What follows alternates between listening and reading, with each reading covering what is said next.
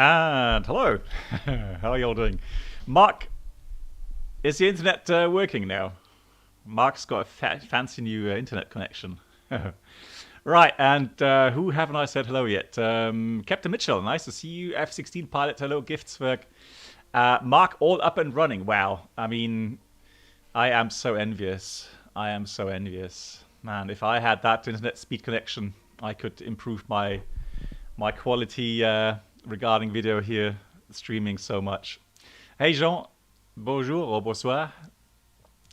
Um, oh Jean, I'm assuming you're French just by the name, but maybe wrong. And Christophe, hey, how you doing? Right, what are we up to today? So I have in the background been working over the last couple of days on, or with the developer of the FSI panel. I'm sure by now you all know what I'm talking about. The FSI panel is an add-on that has been on the market for quite some time. It was initially developed for P3D. It supported many different aircraft types, and it's now, I think, for half a year now. It's been available for Microsoft Flight Sim as well, and so I was very interested to hear when the developer contacted me and said that he's actually making something so that certain people like myself would be able to create scenarios, training scenarios. And so I was excited to hear about that. And finally, that has come to fruition. I've actually now been shown how to create own training scenarios. And that's actually, for me, quite exciting because this is something where I can potentially do, well, scenarios, not just abnormals, but I can also create scenarios for different levels of knowledge. So for people that are either just starting out with certain aircraft types or have more experience with it, up to professional level, really. So I can do these things quite quickly. Now I've done 2 scenarios which I'll showcase today. They're not available yet because let me just make sure that everything's set up correctly. Okay, so if you buy the app, the FSI Panel app, it comes with a couple of scenarios right now. So I've showcased, I think, nearly all of them at some stage over the past couple of months. So the ones I've created today are not yet publicly available because I want to do not only make these scenarios, but in the sense of flying them, but also have some really good background information available. So the idea is to have a scenario based upon a topic. Let's say, like today, it's going to be topic low visibility operations, and the scenario today, that the first we're going to start is in Frankfurt. It's a low vis ops day, and we are in the approach. And something will happen, and the way it develops is a good way of having or learning the systems, learning legal requirements, operational requirements, and also challenges with regards to the use of the MCDU, the use of the autoflight system, and so on. And so with the included the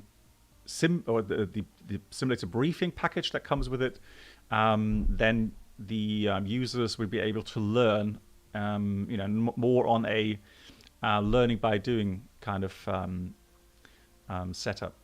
Hey, Tishka, nice to see you. James, hello. Cornelius, yes, it is. So this app is really, really good. So this is not only for training scenarios. You can literally do so many things with this, in the sense that you can put the aircraft anywhere you like, at any airport around the world, and then do landing training, do approach training, whatever. This is so versatile, and for the price, this is absolutely amazing. Absolutely incredible. Good. Without further ado, what I'm going to do now is I am going to put myself into Frankfurt. So again, this will be exactly described in the briefing package where you should put the aircraft. And the good thing now is also you will get not only the briefing file, you'd also get the weather file that you put into the Microsoft weather folder. And then you load exactly the correct weather for the mission. They're doing the ground physics. Okay. Well, that's a start. Did they say anything about flight physics? Because again, you know, I know I've been ranting a lot about flight physics and the terrible flight physics of Microsoft Flight Sim. So yeah, I'd rather hear them actually work on that. So, so when you start, hey MCK, so when you start the Phoenix here, once everything is loaded in, we're just going to wait a few seconds until it's done so. And oh yeah, Mark, thanks for the offer. Today we're not going to be online on VATSIM.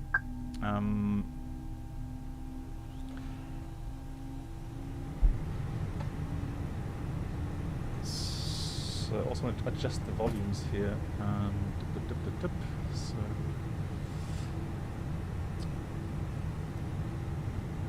volume mix, Microsoft Flight Sim.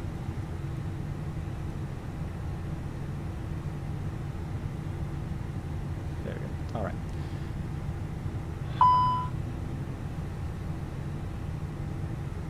Good. So we've loaded into the aircraft. Now what we're going to do, next thing, is we're going to load in the weather file.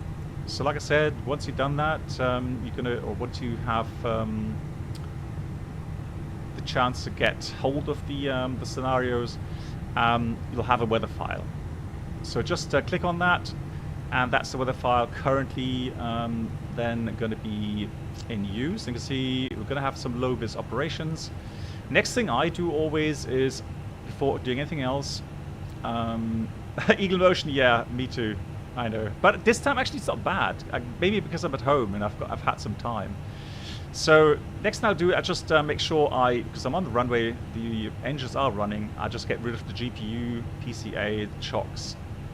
Then if I want to, I'll just go into the it's really jet lagged, yeah.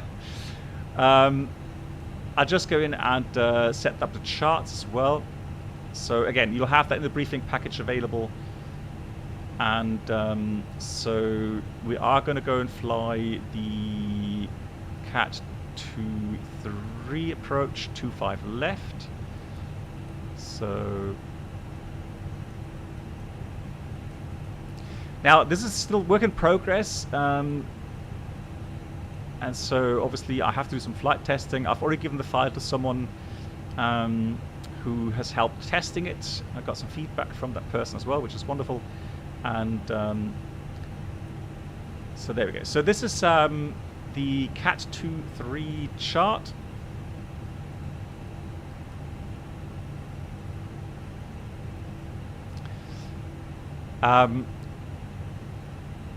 So there you go. Yeah, and like I said, this is not professional training, right? This is not aimed for real world professional training. The real world pilots, they have their, they have their flight simulators and their half-yearly check rides. They're practicing enough these fancy things. This is for entertainment. This is for the dedicated flight simmer wanting to learn more about systems. But in a fun way, not just study, boring manuals, but actually, having a hands-on kind of training. So, before we start getting airborne, a few words about the operation. Yeah, exactly. Who reads manuals, right?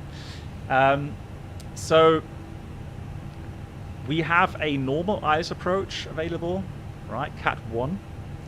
And then you will find a chart where you have category 2, category 3 approaches, which of course potentially allow you, if the aircraft is certified and has the system was working correctly, allows you to do automatic landing. Hello Ace, how you doing? Hayden, hello. James, hello. So the question I often get is, why don't aircraft always automatically land? Why don't pilots always use autoland? And those that follow my streams regularly will be bored by this, I know, because I've explained it many, many times. But on an airport, when you do automatic landing, you have your antennas for the localizer on the opposite end of the runway, and the glide slope antenna at the touchdown zone. Right. So an aircraft that's inbound on that ILS localizer and glide slope beam is following that beam to the touchdown point. The problem is that these physical beams are at risk of being distorted by other aircraft and vehicles within the vicinity of those antennas. And so for automatic landing, since the pilots are not able to see much, and they're coming towards the ground at a very high speed, you want to make sure that the aircraft does not get an upset with the autopilot because of a distorted beam from the localizer or the glide slope. So you have to have a certain area that's going to be closed off, if you like, for these approaching aircraft. And that area has to remain clear of other traffic until that aircraft actually has landed and then vacated the safety zone for the next aircraft to approach and land. So the separation between the aircraft has to be a lot bigger compared to the normal operations.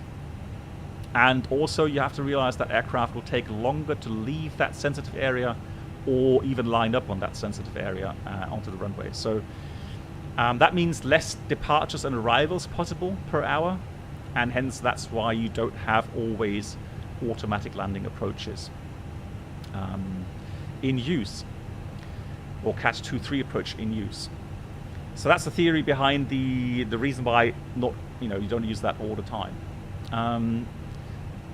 Then you have two things to consider. One of them is the airport has to be certified, so equipped and certified for that Category 2 and Category 3 approach capability.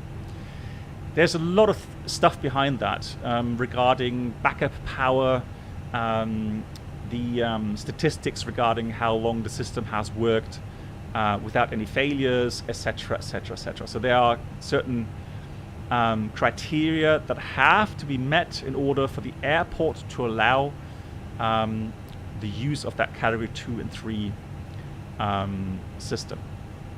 There have to be flight tests every couple of months, etc., calibration tests, and so on. It's an expensive system. I know Toto was here some time ago, and he talked about it a little bit.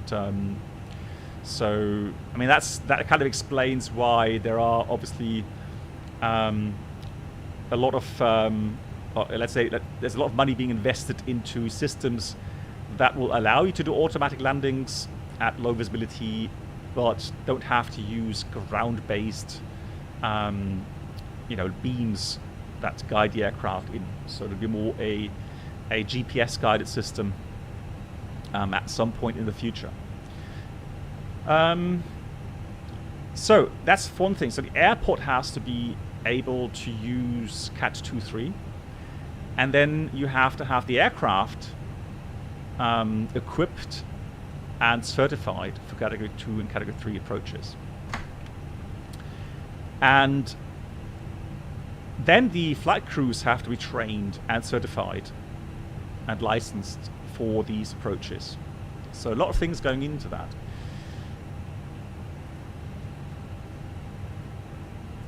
So what we're going to do now is I am going to load my training scenario, which I have created, and there are still a couple of smaller things that need to be ironed out. So once we start that, there we go. Got to press start, And the cool thing is that, hold on, start again. Right, so.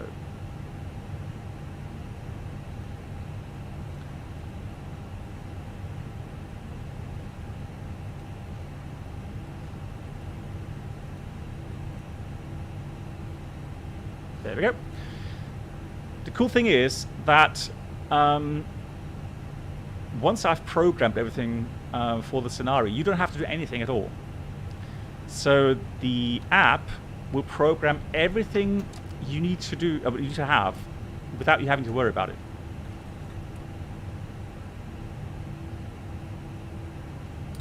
Do you have your yellow ilic pump on, and why? When do you need to turn it on? No, so the yellow ilic pump is completely automatic in use.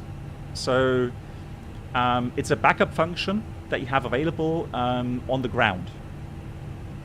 And it's only used for short-term pressurization of the yellow system if the engine-driven pump is off. And you'll find that, for example, on the ground, when you switched off the engines, and the ground crew comes to the aircraft and opens the cargo doors. Then the ilic pump will kick in and supply yellow hydraulic power for the cargo door operation. Yeah. Also, like MCK writes, also you'll have that as a backup function for one engine taxis, or to pressurize that yellow accumulator pressure for the brakes. But otherwise, you don't touch that button really. So there we go. So everything's ready now. Set your thrust levers to the climb detent. There we go. Put that there. Terrain ahead. Pull up. So the aircraft will go into the right position now, airborne. Make sure you raise the landing gear. And then again, don't touch anything. Let the app prepare the approach, etc., etc. Mark, at the present time, no, because it's closed. It's kind of closed beta right now, but at some point, yes. So I think the developer said at some point he is planning on making the app so that anyone is able to do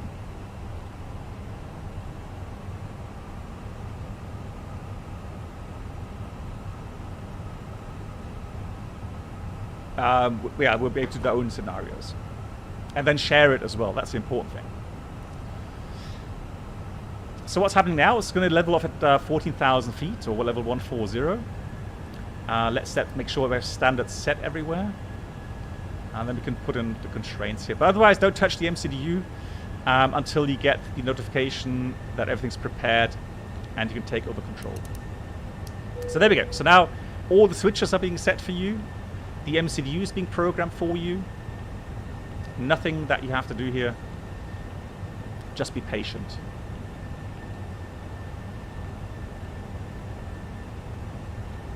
Understood finally? Fantastic, Numa. Wonderful.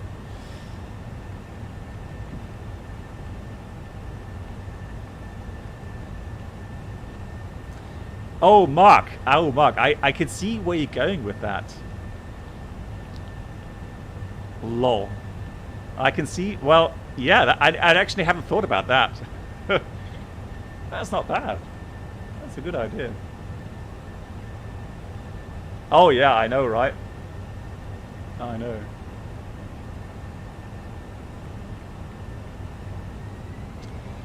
And there we go. That's it. So already, we are ready to go. So what will happen when I take over control by holding the brakes for 3 seconds is that we're going to get instructions through the scenario. And so I'm going to put the pressure on the brake pedals 3 seconds, take over control.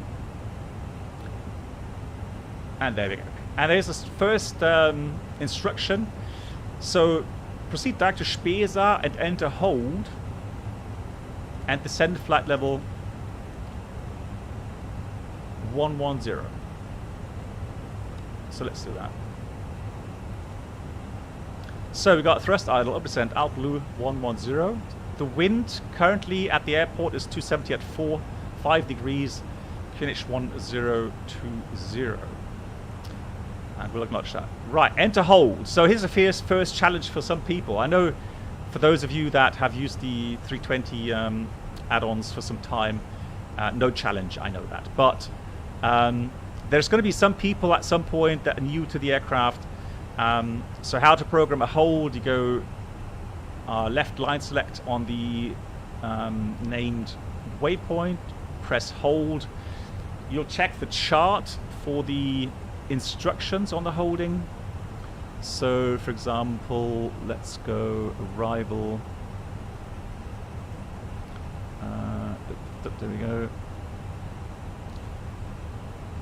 So here we got Spesa, it's 283 inbound right turns. So just put 283 right turns. Check that on the nav display. Wonderful. Insert. Now there's no point in going high speed into that holding pattern, and so we are already slowly reducing the holding speed. MCK, there's no point in having normal flight simulator do raw data holding. You could do that, like I said, you can do your own scenarios at some point, and then you can challenge yourself to whatever you want. So Windmill 711, reduce the holding speed. Frankfurt has lowest ops. Expect ILS Cat 3 runway 25 left. And the current RVR values are 125, 125, and 125 meters. So we will acknowledge that. So we're entering the hold, reducing to holding speed, out star. Oh, hang on, something's gone wrong here regarding the... Oh, that's interesting.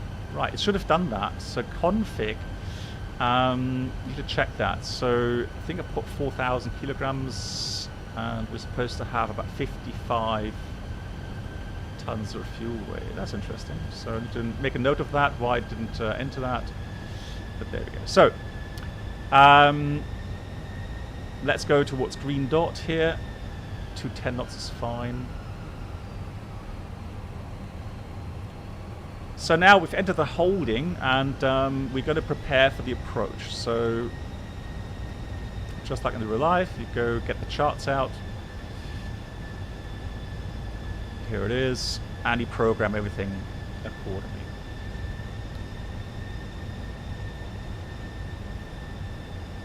So we've got the performance page, next page, and there's everything set already for you. That's a cool thing. So, I mean, you check the entries, of course. That's still missing 28.5. There we go. So yeah, that should be filled out for you. I'll check why I didn't do that automatically, but yeah, that will be automatically filled. So that's all set for you, and radio, obviously, no decision height. So currently, the airport is at full capability, meaning it can offer Cat 3 approaches, Bravo approaches for you, and a minimum RVR required is 75 meters for that. So that's what the airport can do. Now your question is, okay, what can the... Okay, Mark, yeah, thanks. What can the aircraft do? Well, right now, all the systems are working. So we are at full capability, and that means the aircraft is certified to fly a Cat 3 Bravo approach, so dual channel, and that means you'll have no decision height. And that's why it says no decision height, and the minimum RVR for those approaches is 75 meters. And we currently have 125, so everything's good to continue. Good. When ready to leave holding, leave holding, and after Spesa, fly heading 330 degrees and descend flight level 70. So we're in a holding pattern, so we'll descend with 1,000 feet per minute maximum. So we have rudder speed up blue 70, and after Spesa, when ready, that is, fly heading 330. So the idea is that you don't have to feel rushed. So you will have enough fuel available, and you don't have to immediately leave the holding. So if you still need more time to enter everything into the MCDU, brief yourself, then that's fine. Just fly another holding pattern. You don't have to rush things. And again, the scenario will go step by step according to the instructions. So you have the time to continue in the hold if you want to. So currently we've got Frankfurt and a RATNAV, which is fine. For the missed approach, we can do one more thing. We can enter Charlie VOR. So we'll do that, Charlie VOR. And if you want to as well, for the realism, you can go into the landing calculator. And here you have to be careful though, because you have to enter the weather that you've been given here in the scenario, not the real world weather, obviously. So we'll enter the wind. What was that? So 270 at 5. So let's enter 270 at 05. Temperature 5. QNH is 1020. 20. Runway condition is dry. We'll have autopic low, and the landing weight currently is going to be about 58.5, let's say. So 58.5, and we'll do a config full landing. That's preferred for automatic landings, so that the pitch of the aircraft is lower, and you'll have a better chance of necessarily see the lights. We'll have idle or no reverse. Auto thrust will be on, obviously, and it's going to be an auto land. Very important to set auto land in here. Have you felt any improved flight dynamics? Not really, no. No, there's not a new Phoenix update, Goofy. No, I don't know what's happening there. I'm not in the beta team anymore, and so yeah, like I said, I don't know. So auto thrust on, auto land low. That's that. 25 left. What am I missing? Ah, there we go. Disregard.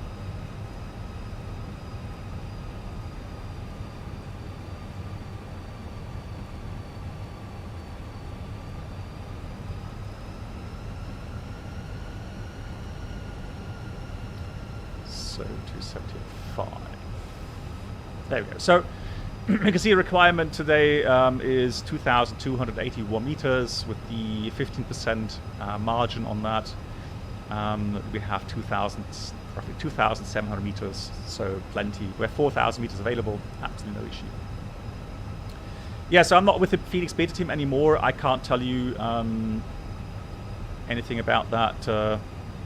And apparently they're working on a new engine model, which hopefully will have an improved fuel flow figure and an improved thrust values adequate for the real aircraft. Cool. We can leave Spessart at any time. So what I'm going to do now is I'm just going to click direct Spessart, and then we'll exit and continue. And remember that the instruction was 330 degrees. I would suggest just take a piece of paper, a pen, and just write down the instructions so that you don't forget those.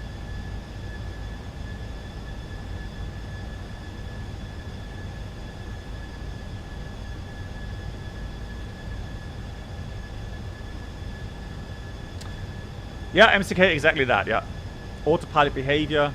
It tends, if you look at the auto lands MCKs, and the real aircraft have that as well, they do tend to flare more often than not. So I've, looking back at all my real world automatic landings, the autopilots have done more greasers than slamming it. So I would say yes, that's due to the autopilot flare behavior. Just to have a bit of margin on that.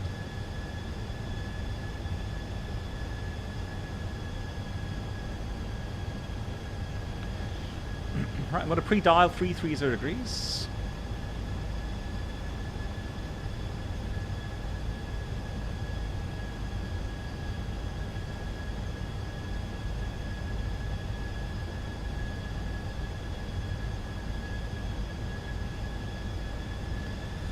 Any progress on the FS Labs? I don't know, Lukat. I'm not with FS Labs. I'm actually not with anybody regarding developments at the moment, so I don't know.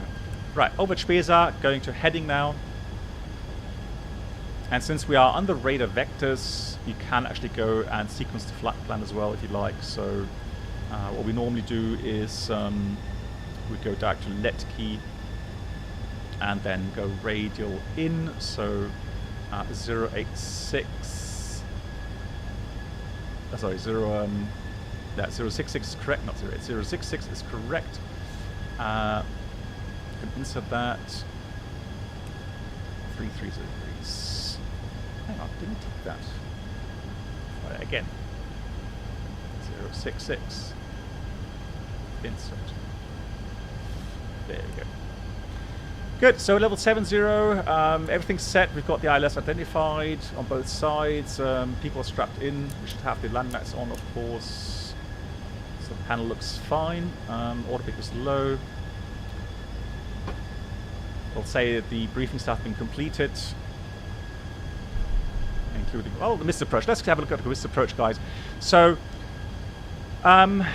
the missed approach will go straight ahead to 5.5 Frankfurt, then left intercept 241 radar outbound Frankfurt to 8 DMEs and 5,000 feet, then left turn to Charlie.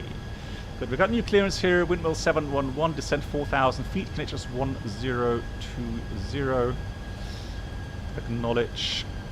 So we'll set the KNITS cross check passing 7,120 feet checked.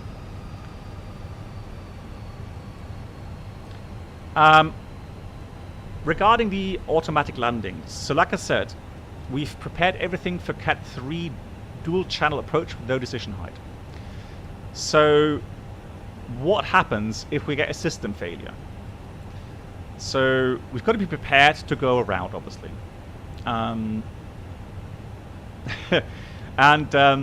So up to 1,000 feet, right, proceed back to let key. So until 1,000 feet AGL above the ground, NAF, we have the option to look at the issue, maybe try a reset if possible, and vertical speed, blue.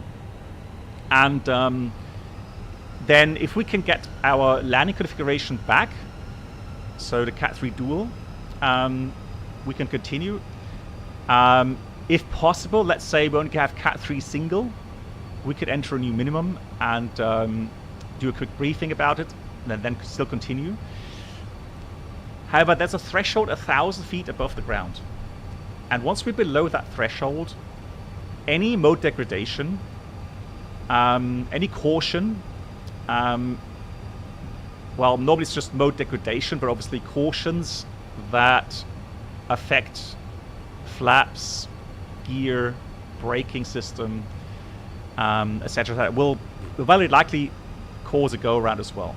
But mainly it's going to be a triple click, so that tick tick tick or tock tock tock, what do you want to call it, will force you to go around because you're going to have a mode degradation, meaning you're going to have Cat 3 single or Cat 2 or Cat 1, and that means you have to go around. Now, there may be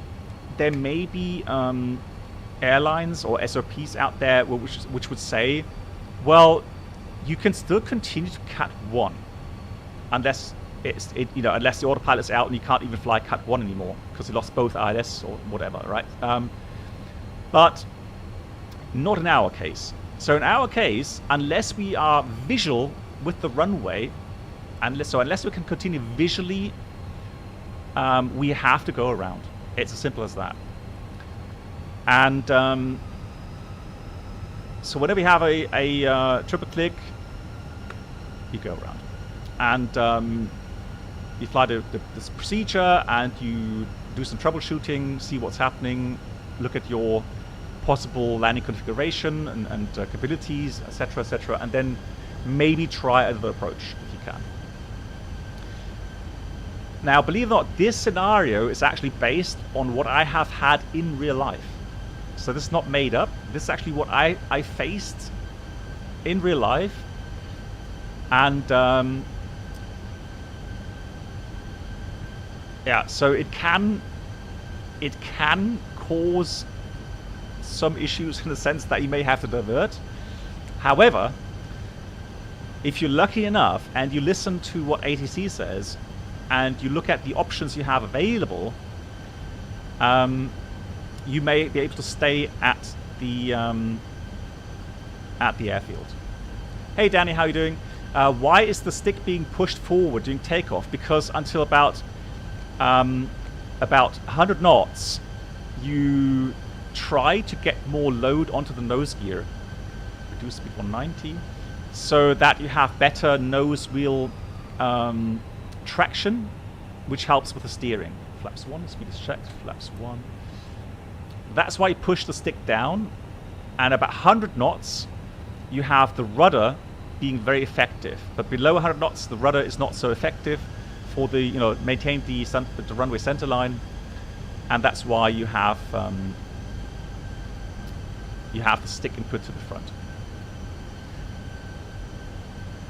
Isn't that the same on the 737, for example? Don't they also put the yoke forward a bit? Good, so we're cleared for the Cat 3 approach, runway 25 left, own speed control. There we go, so I'm going to go speed managed, flaps 2, we're cleared for the approach. So the important thing now, once we select both autopilots, make sure that we have that landing capability. So we have glide slope blue, lock blue, Cat 3 dual, autopilot 1 and 2.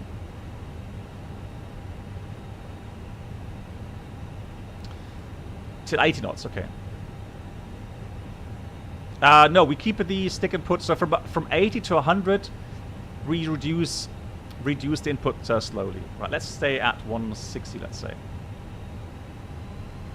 All right, so looking now for the intercept to make sure that we have the intercept working.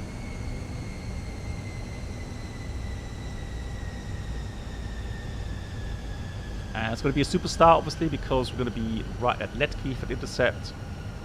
And there we go. Glide slope start, lock start, setting missed approach 5,000 feet. That's what you said. I didn't read all that. A lot of stuff being posted right now. Yeah, okay, there we go. All right. So contact tower 19905. So this is just for a little bit for immersion. 19905. So we contact the tower.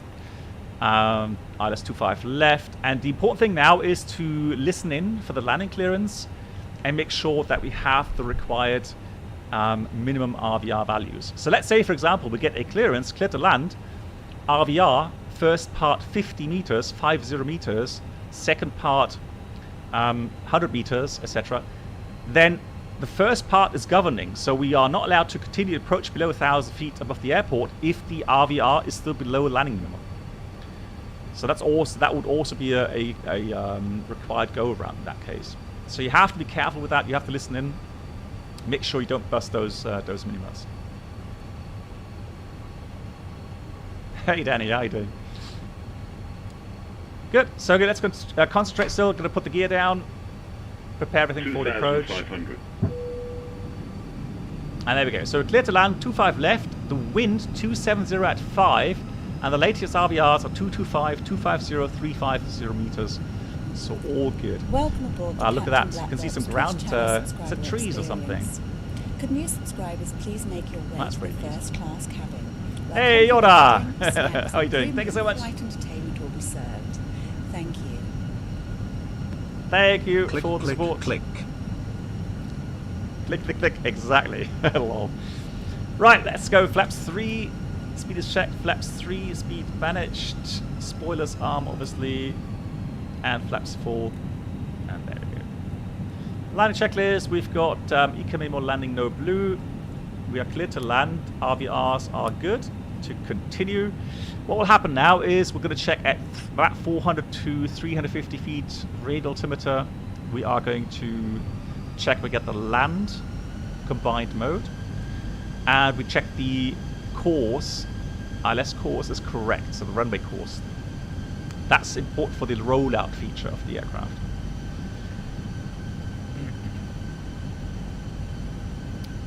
Just make sure everything's still good. What I normally do, I check the modes again, make sure everything's as it should be. Quick scan of the instruments, engine, hydraulic if you want, real quickly. Just make sure everything's still normal. And then everything is set. Mentally as well, I try to go through again quickly what I'm going to be doing. So yeah, mode check here. Then at 100 feet RA, that's very important in this approach. 100 feet RA call out. I have to say either go around or continue. So my first officer is expecting me to say something when we hear 100. And if all systems are go, I'm going to say continue. And from that point onwards, we'll go around for ATC call or the auto land warning light. That light there.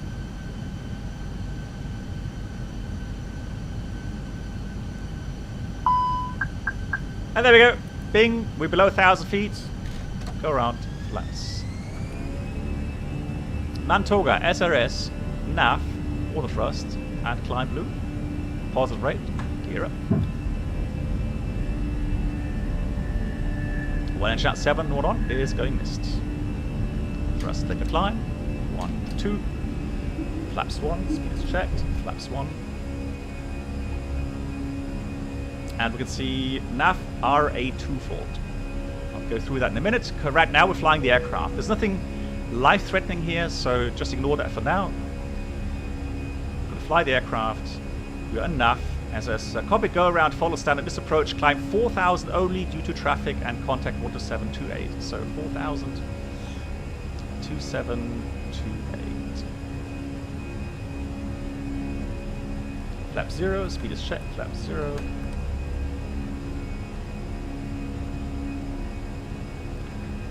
So departure again, or approach, windmill 7 is on the standard this approach, climbing 4,000 feet, 1,000 feet to go.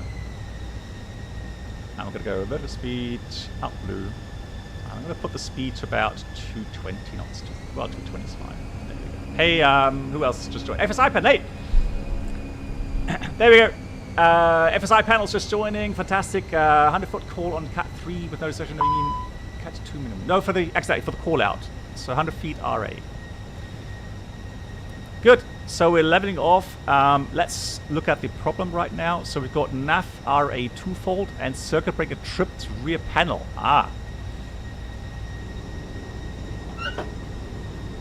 So let's have a look.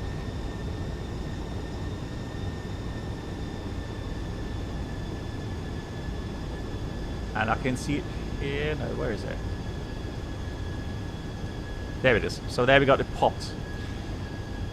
Now, popped circuit breakers, we do not usually reset in flight. So, even though you may think, well, I need to have the, we need that RA2, so the capability for the Cat 3 approach. So, right now, let's just go through the procedure. So we got nav RA2 fault. There's no items to be done. So clear nav, clear. And CB tripped rear panel due to mic, clear CB, clear. Status. So this point we say is just stop ECAM, and we confer on this issue right now. It says Cat 2 only and RA2 Cat 3. So we have Cat 2 only, and the question will be, can we reset? And right now, no, we can't reset the circuit breaker. We're not allowed to, and so we're going to be stuck with Cat 2 only. Now, it says, windmill 7, latest RVR, 325, 300 meters. Well, that's convenient, because Category 2 requires 300 meters visibility. So turn left, proceed to Charlie, and speed 220 knots or below. Acknowledge. JP, there was a question regarding whether or not the owners of the FSI panel will be able to program their own scenarios. And I said, well, not at the moment, still beta, but at some point it will be available for everyone that owns the add-on and and owns the version where you can do that. So correct me if I'm wrong, please. Yeah, Danny, that's only available for the Neos, the newer generations. Yeah. Hey, Oliver. Hi, and Philip. Hello. Cool. So there's nothing we could do to improve this. So continue ECAM read status. So status Cat 2 only is checked. In-up systems, radio altimeter 2 and Cat 3 is on. Remove status. ECAM actions completed. So the only thing really now that you would have to do, and that's what I had to do back then, is do we risk staying here with Cat 2 capability, or do we deem it necessary to divert? And that's a call, obviously, the flight crew have to make. And for us back then, we didn't have a tripped circuit breaker. We just had a short-term outage of the radio altimeter. And so if you wonder why is it necessary to have the radio altimeter available for the Autoland system, well, the whole programming, so the flare, the touchdown, etc., is all based upon that radio altimeter, giving data to the flight control computers. And if one has failed, you only have one remaining. Now, normally that would be enough, but the question is what happens if that one fails as well, or if that one has an error and you can't compare the outputs anymore, and suddenly that erroneous radio altimeter that gives out wrong values is then being taken to do the flare, etc. So there may be an issue with that. And remember that Turkish Airlines crash in Amsterdam? That was exactly the issue there, that it had one radio altimeter already broken. They dispatched with one radio altimeter in-op, and the other radio altimeter suddenly had a fault, and the aircraft in the approach went into idle thrust, and the flight crew didn't notice, and eventually they stalled. So the idea is that you're going to downgrade the landing capability to Cat 2, because Category 2 you are allowed to land manually if you need. If you're visual with the runway at that point, you can continue and land manually. So that's why you have Cat 2 available. And Category 2 means you can still do automatic landing. Right? But again, you need higher visibility, so that in case you get close to the ground, if anything happens, you'll be able to continue visually manually. Yeah, so JP, so the FSI panel developer says right now the idea is to have selected scenario developers to have various scenarios. So what I'm doing right now, and then later it might become a feature for all advanced edition users. Thank you. And JP, in case you are interested, I've been today, because I was kind of fascinated by making own scenarios. I made a second scenario, which I'll fly after this one. Yeah, again, I'm so fascinated by it. I've got so many ideas about so many scenarios, and so that's really, really good. How many Cat 3 Autolands have I done in real life? Not that many. I would say I do about 3 to 4 per year. So it's not that many compared to all the other landings that I've made. Cool. So we're going to set up again for the approach. We're going to activate the approach phase. We're going to leave the ILS, so that remains the same. But obviously the minimum will change. So we'll have a look into the EFB, and under Cat 2 we now see we have to enter a minimum, and that is a radio altitude minimum, RA, 95 feet. And normally it's 100, but of course you are further out at that point, so the radio altimeter scanning downwards may have some higher ground, a hill or something below it. And so you have 100 feet over the threshold, but not over the ground at that point. And that's why sometimes it deviates from 100 feet. So we'll do that real quickly. It's going to be 95. Radio, not baro, radio. Put that in there. Right, cool. So we've got a fly heading 070 and prepare for the ILS Cat 2 runway 25 left.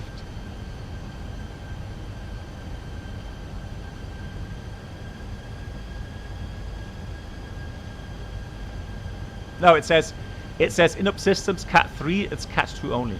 That's what it says. No, exactly. So, so we're on heading right now. Radar vectors Cat 2. So rebriefing. We'll fly the approach dual channel. However, it will say Cat 2. So both autopilots are in use. However, landing capability is Cat 2. We've entered a higher minimum, but it'll still be an automatic landing. Everything else still applies, so if you get a mode degradation, we'll go around. And the risk approach is still the same. Fuel check, we've got 3.2 tons, plenty of fuel for the second approach, no problem. Gonna put again direct to Letki. Inbound insert.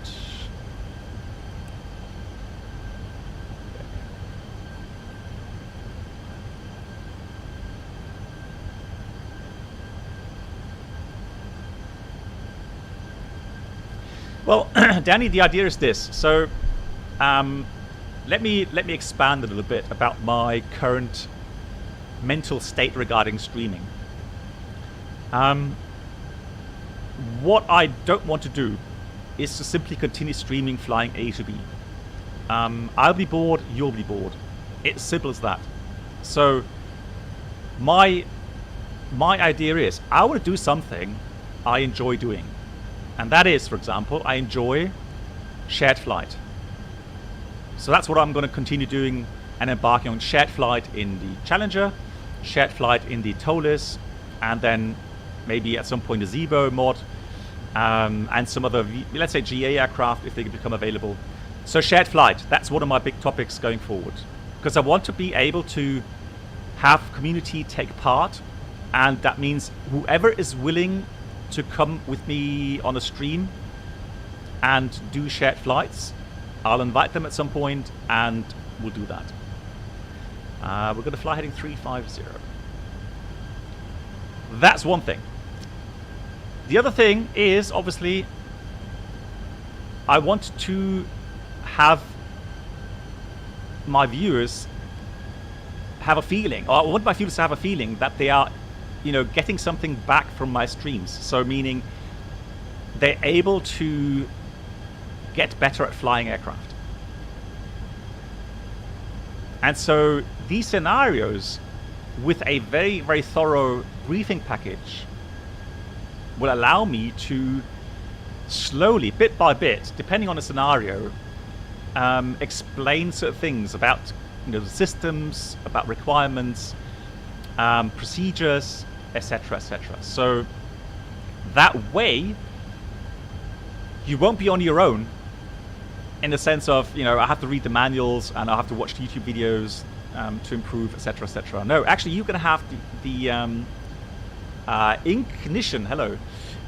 So you're going to have the chance to improve bit by bit and go through scenarios. So the ones you're interested in. So there'll be certain topics regarding approaches, landing techniques, failures in the sense of system failures, etc. So proceed back to Letki. So that's the idea behind these scenarios.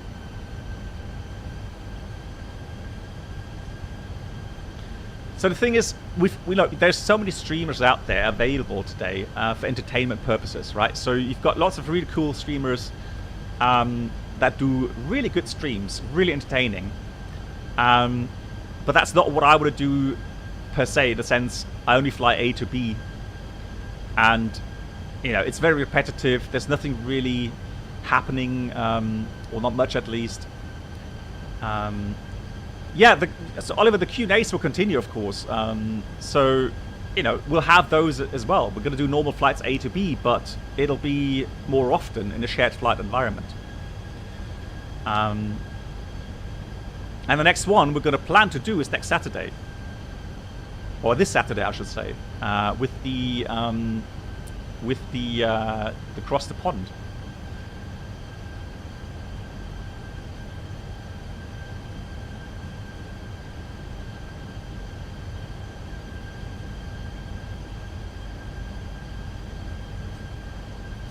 go get my...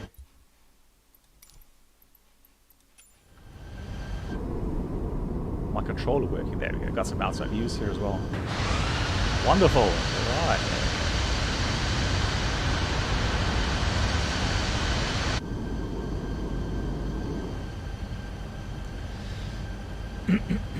Yeah, Danny. For me, so again, for me, you know, if I spend my time here with you guys, and you guys spend your time, your precious time with me on the streams, you know, both of us should have, or should be able to take something from it, right? So I enjoy the interaction with you guys, and I always find that the more I can explain, and the more questions that come from that, you know, the more all of us profit. I'm going to start slowing down here. So reduce speed to 190 and clear the ILS Cat 2 runway 25 left. There we go. So let's do that again. So we got glide slope blue, flaps 1, speed checked, flaps 1. Glide slope blue, lock blue, Cat 2, autopilot 1+2. So the Airbus is clever enough to realize that we've lost the RA2 and degraded everything to Cat 2 now. Once we set the flaps to 1, that pops up. That's pretty normal. So status, there's nothing changed. So let's remove the status again. Mega LT, well, apparently the shared flight app will be functioning with the Zebo mod in X-Plane. So that should work. Glide slope, not sure why it doesn't go glide slope star, but that's interesting. Lock star, glide slope. Okay. So, missed approach 5000 is set. All done.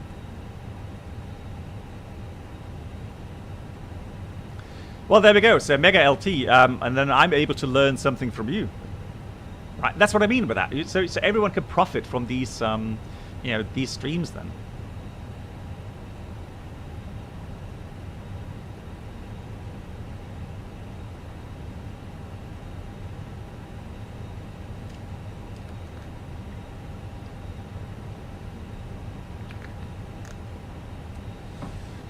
It is. Another thing which I find quite cool with that shared flight is we'll be able to have an observer in the flight deck. Although, maybe it's even 2 observers. So we can invite, so if you have the app, that is. So if you have the app, the shared flight app, once that's released. And 2,500.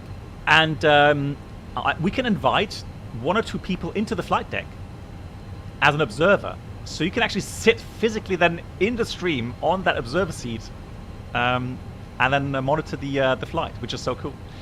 So we are in...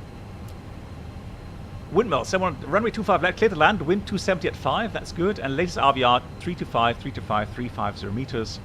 So that's all good. Gears coming down. Oh god, I went too fast. Flaps 2. Ugh. Flaps 3, speed checked. I've been brabbling on. We've got to hurry up. Flaps 4. Oh boy. Right, landing checklist, EQM landing. No. Yeah, I mean... Oof. Let's keep fingers crossed the speed will come down. So we're going to stable at about 1350. Yeah, we'll do it. Cool. What about Smart Copilot? Yeah, the problem with Smart Copilot is, so one big issue with that is if you get desynchronized, that's pretty much it. It's very hard to get everything work again. We'll put the engine anti-ice on here. It's below 10 degrees. Good, we're stable. Woo, made that. So we got landing checklist, EQM landing no blue, clear to land, the wind 5 knots.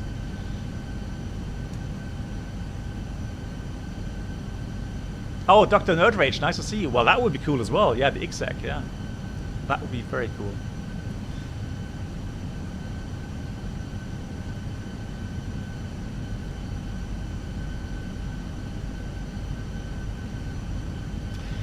Yeah, another thing is with the Smart Copilot, Tishka, is the data refs.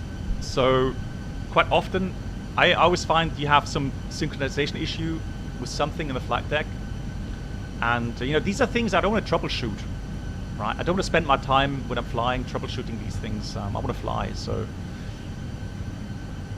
Madeira, so sorry. Now, I've never done any real-world flights into Madeira. No, I'm not rated at my company to do that. I love this weather setup. Look at that. So we're just entering, just like in real life, just below 600 feet radio altitude. 500. And we're just entering the clouds here. So cool. Right, let's have a look. Hopefully we'll see something. RVR 325. 300 required. Well, right now, actually, coming past that, it's only 75. And then 125 for the manual rollout, if required. So, we've got land. 300. Checking the map course. There we go. Looking now for the lights. There they are.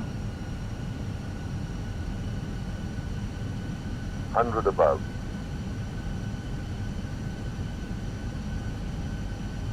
So if the minimum call out there.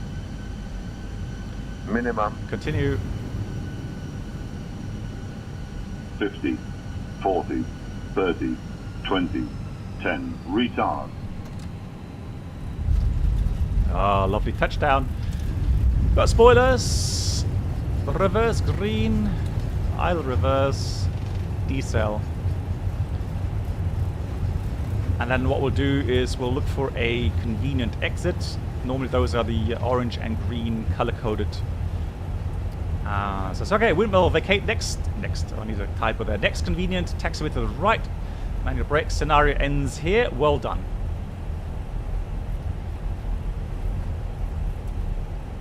I hate it when the autopilot does a better landing than I do.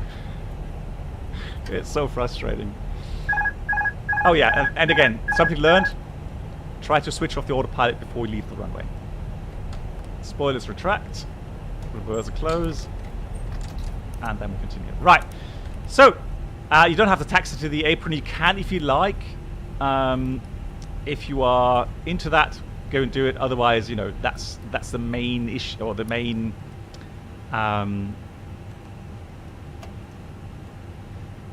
the main things have been learned about the approach. You've learned how to program the MCDU. You've learned things about the system requirements. You've learned how to fly a missed approach, workload management, that sort of stuff, right? So, so that's the idea behind that. Cool. Let's go and do the second scenario. So let's go main menu, continue.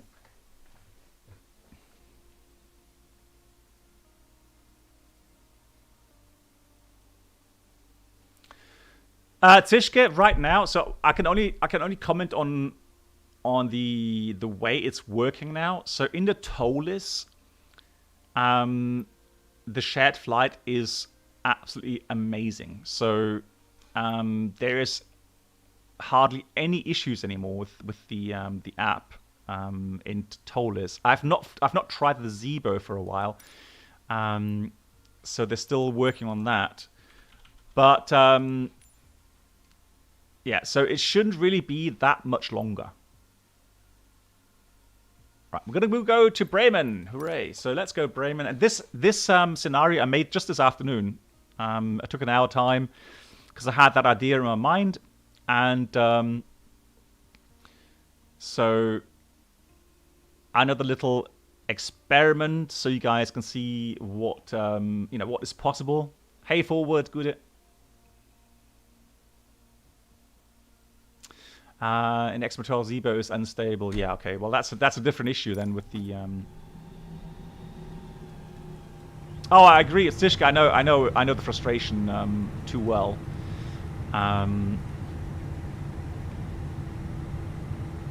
JP, if you're still listening, JP, I had an issue just now where it wouldn't set the weights. It did so the first time yesterday, but it didn't do so now. So the idea really is, if you go and you have the info regarding the weights, etc. of the aircraft. So before starting the FSI panel and the scenario, I do suggest you actually set up the weights manually real quickly. Right, we're looking for the Bremen scenario. So again, you're going to have a weather file that comes with it. So simply load that weather file, and there we go. That is today's weather. QNH 1009. And we are having rain, and it's going to be pretty windy as well. So that's for sure. Yes, I did, FSI Panel. So JP, I did, yeah. Because, well, hang on, you had the file as well. Did it enter the weights for you?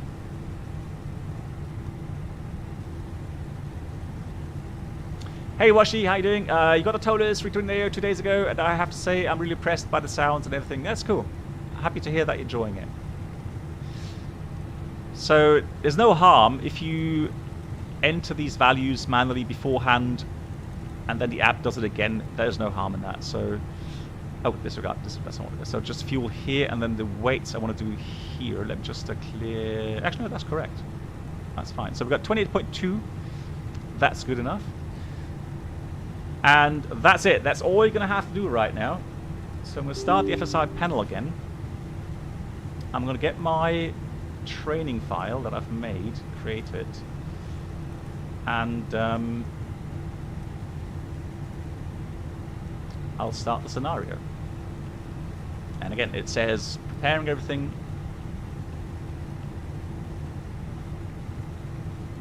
On yours, it did do that. Okay, that's weird. Because I haven't changed anything on that file, JP. So, but just now we started in the air, and yeah, it hadn't set the weights correctly. So I can hear the aircraft being set up in the background. You hear that from the noise. And yeah, it's programming the MCU for you, and I think that's just so cool. You don't have to worry about all of that stuff.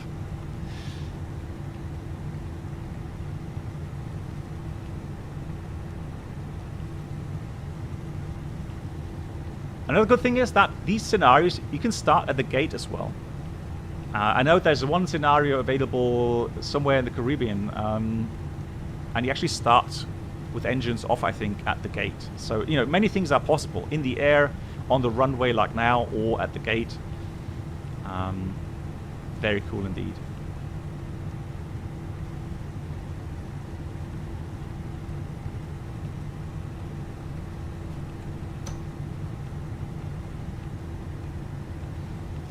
So it's already set the flaps for us. All of that is all done. TCAS panels on already, TARA.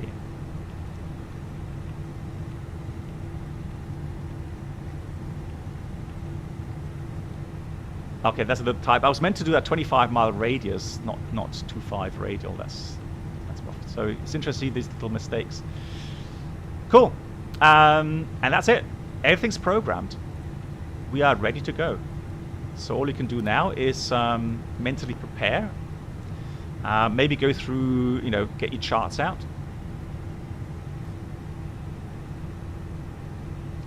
Peebo, so the one I've shown, thank you much for the feedback, very kind of you. And the one I've shown you is not yet available. The reason is, I know JP's already written to me, said, hey, do you have the briefing file ready? And I was like, I'm sorry, no, you know, I'll have that. So JP, I try to get everything ready by Friday, all right? So I'm gonna have to fly on duty on, actually I've got to Frankfurt tomorrow. I've got 2 days of duty coming up. And I'll try to get everything worked out by the time I get back. And then so by the weekend, hopefully everything will be ready so that you can release that training. Oh, this is yeah, this is much better than the TOLUS. I agree. Yeah.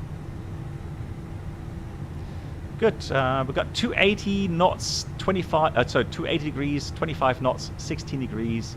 So no need for engine anti-ice. And the QNH is 1009. So we're going to go with the Nienburg. What was it again? That was the Erlat. So not Erlat 3 Zulu. There it is. So the AirLab 3 Zulu will take us to 4,000 feet initially. It goes straight ahead 500 feet, then turn left, complete the turn within 1.3 from Bravo November Delta, 198 degrees track to 2.8 miles Bravo Mach November, and turn left, intercept the radial 311 to then intercept the radial 161 outbound from Bremen VOR. Oh, one thing I didn't mention yet. So my idea would be the following. I would make a briefing package, and it would have 3 different sections: beginner, medium, advanced. What does that mean? It means if you are an advanced flight simmer, or maybe even a professional pilot, you would get very little infos on what's going to happen, because I would expect you to, have the system knowledge, procedure knowledge, to deal with the abnormal, or the whatever the scenario brings. If you are a beginner, I'll have everything. Well, I mean, Yoda, you're even more than advanced. I'm not sure if I can even make a briefing package for you, Yoda. Yeah, God mode. I mean, I'd have to, create a scenario just for you, Yoda, so that you don't get bored. Right? So, the beginner briefing package would consist of very detailed infos, regarding what to expect, what the systems encompass, procedures, etc., etc. So that way, you'll find already that you have all the infos available that you need to master that scenario. And then you go through the scenario, and by doing it, you'll have a very nice and positive experience. Because like now, the first scenario that we just showed in Frankfurt, if you are able to manage that, land the aircraft safely, you'll feel like, you learned something, and you had a good time flying the aircraft. So that's the idea behind it. Cool. Anyways, so that being said, let's just pop over the panel really quickly, make sure we have everything set. That's good.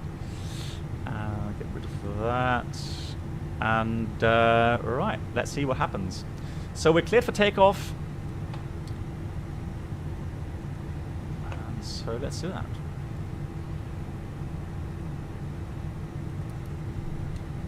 Takeoff.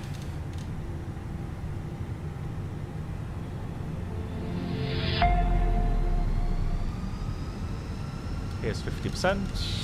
Stable. Manflex 45, SAS, runway, auto thrust is blue. Thrust is set.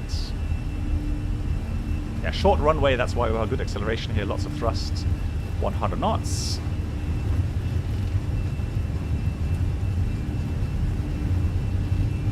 V1, rotate. Positive line, gear up, enough. So nav will go, that's a little bit wrong, it goes left immediately, but you're supposed to wait to 500 feet. And there we go, 500, left, stay within that 1.3 miles.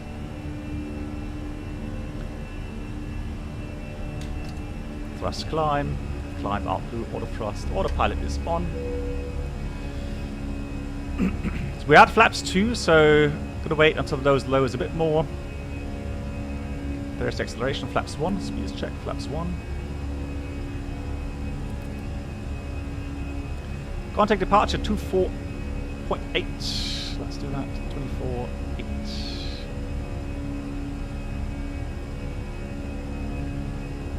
So departure low, Wignall 711 is passing 2,500, climbing 4,000. Ooh, nice rain. Yuck.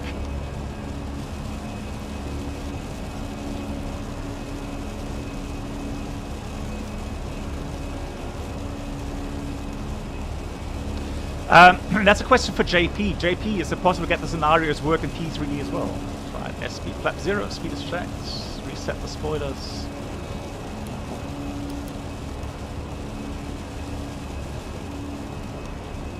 What I know, Mark, already is that it's very cool that you have these scenarios.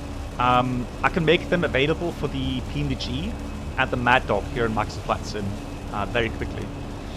Radar contact, climb level 120. So let's go. Thrust climb, out blue, 12000.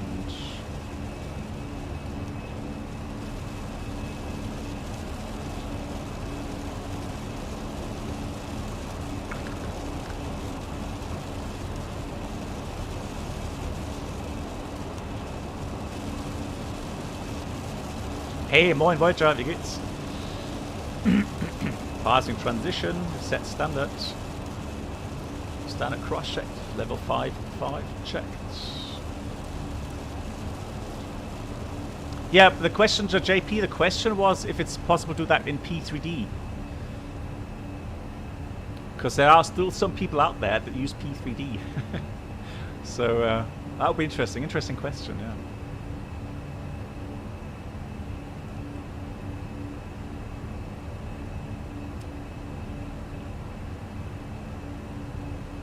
Hey Browns, how you doing? And DSP, hey, how you doing? Morning. Welcome aboard Oh. the Captain Black Box Master Duo caution. Channel Experience. Oh, Voyager, what Could did new you do? subscribers please make their way to the first class You broke my cabin, aircraft. where complimentary your drinks, sub. snacks and premium flight infotainment will be served. Thank you. Right, Voyager, thank you, 26 months. I hope you're doing good. Right. We've got hydraulic green, reservoir low level. Okay. Yeah, confirmed by the switch buttons up there. So, ECAM actions, PTU off. Power transfer unit is off. And that is to prevent the yellow system being affected by the green system. Overheat, for example.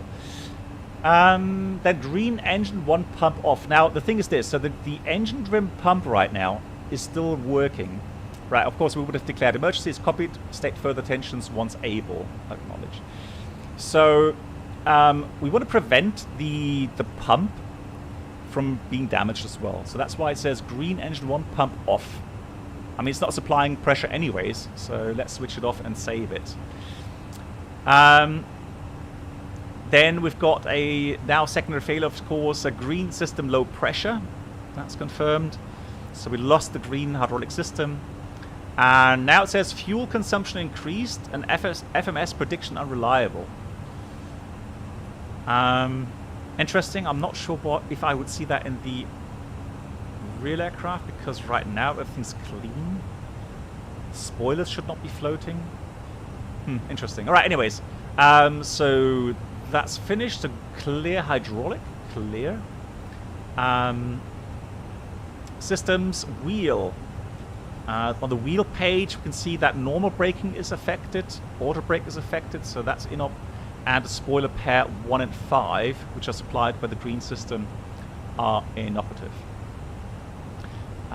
Clear wheel, flight controls, and there we go. So flight controls here, we've got the spoilers being affected. We've got some hydraulic jacks from other flight controls being affected, but you can see from the green triangles.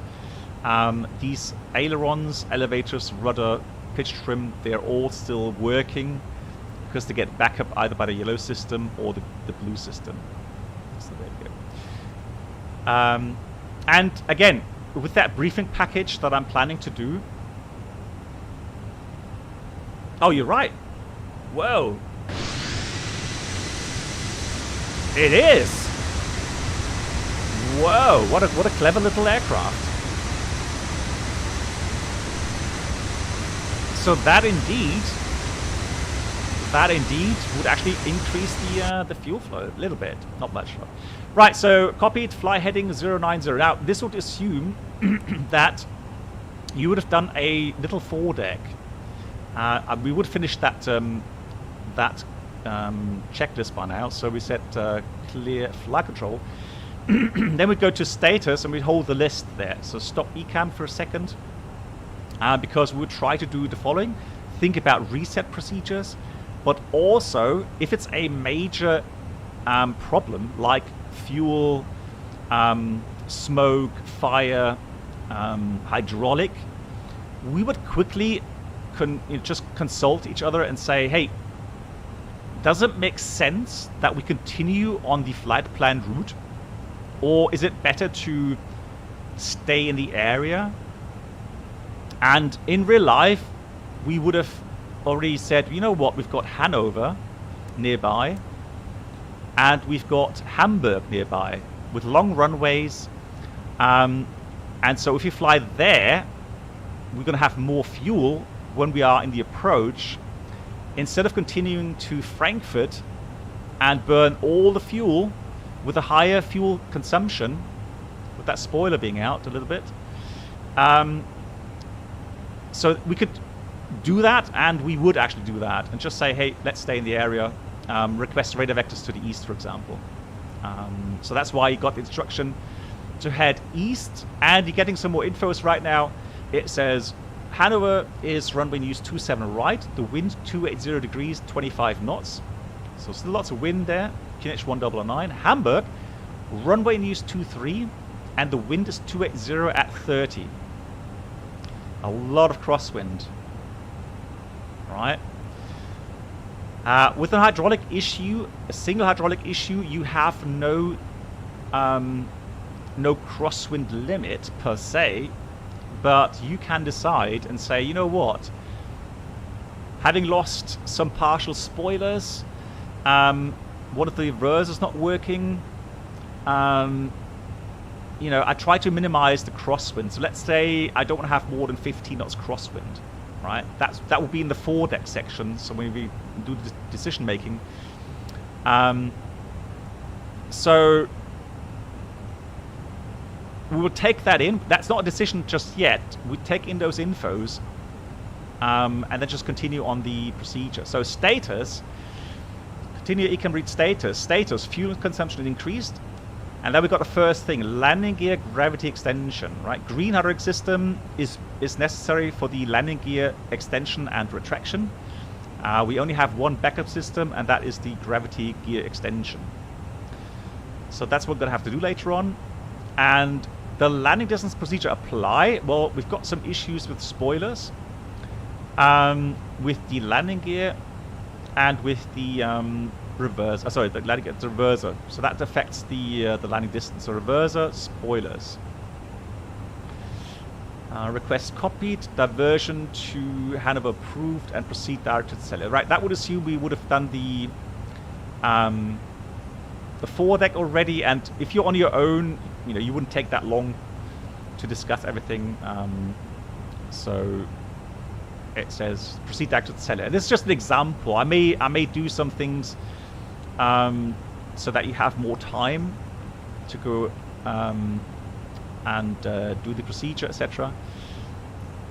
So let's do new destination, Echo Delta Delta Victor for Hanover. Insert. So arrival Zulu 27 right, and then approach seller. Oh, that's really kind.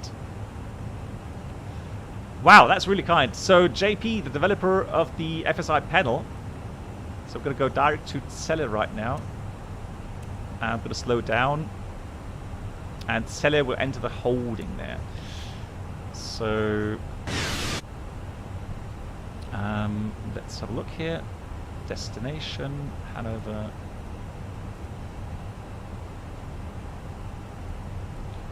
And so approach, we'll take the Zulu 27 right, there it is.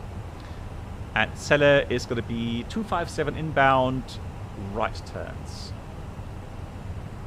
So it's seller, holding, 257, right turn, insert. So JP is if you land safely, okay, all right, that's all right. So guys, you're gonna have to keep fingers crossed. So when I land safely, we'll give away one copy of the FSI panel. That's really kind. Thank you so much, JP. That's really kind. So stay tuned for that. So slowing down to holding speed, enter the holding seller. Going through the procedure here. So landing distance procedure apply. We have also braking available with anti-skid. That's also the reason why we have the landing distance procedure. The FMS predictions are unreliable because of that spoiler extension and the landing gear extension later on, obviously, because we can't raise it again.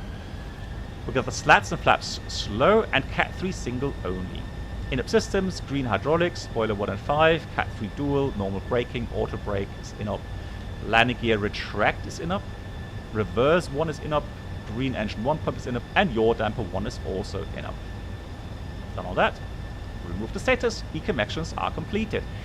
Now would be the point to start our foredeck. So facts, option, risk, benefit, decision, execution, recheck or check.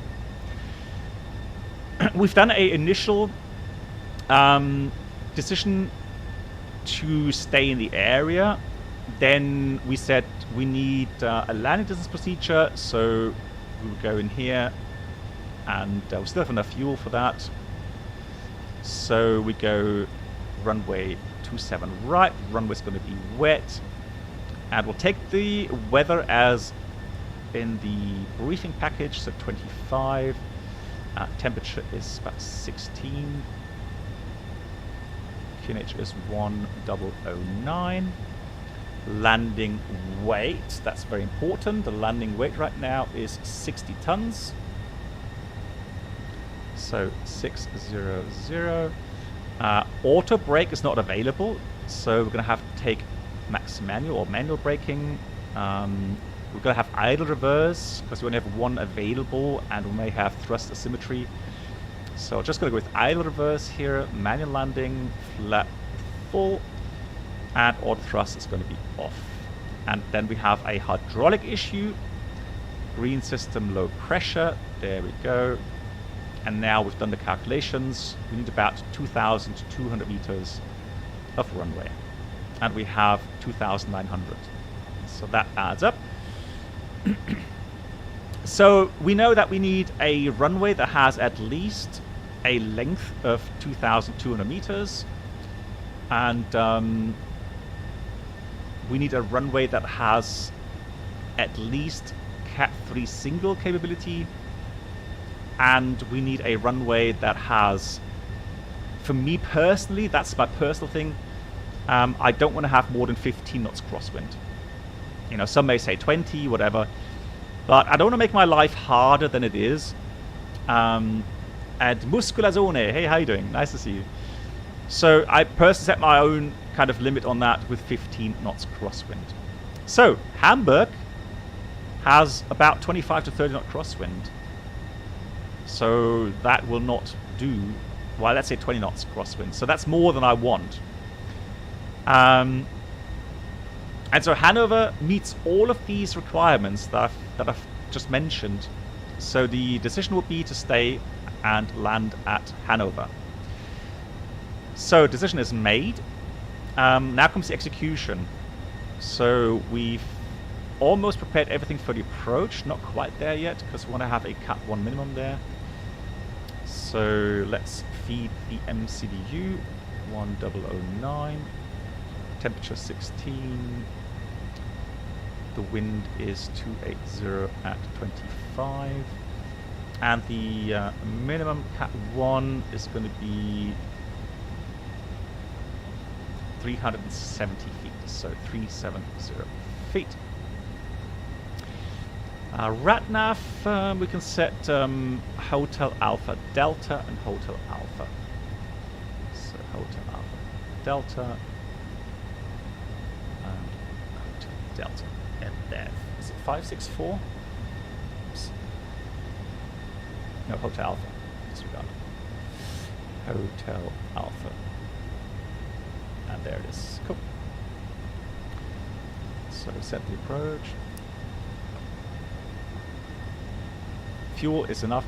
So the thing is, the scenario has enough fuel for you, so don't have to feel rushed. I am demonstrating these in a quick manner, but obviously I'll have the mission in a way that you have time and be able to, you know, do everything that I'm doing right now with procedures, calculations, preparations, etc., etc. Auto brake remains off, not working.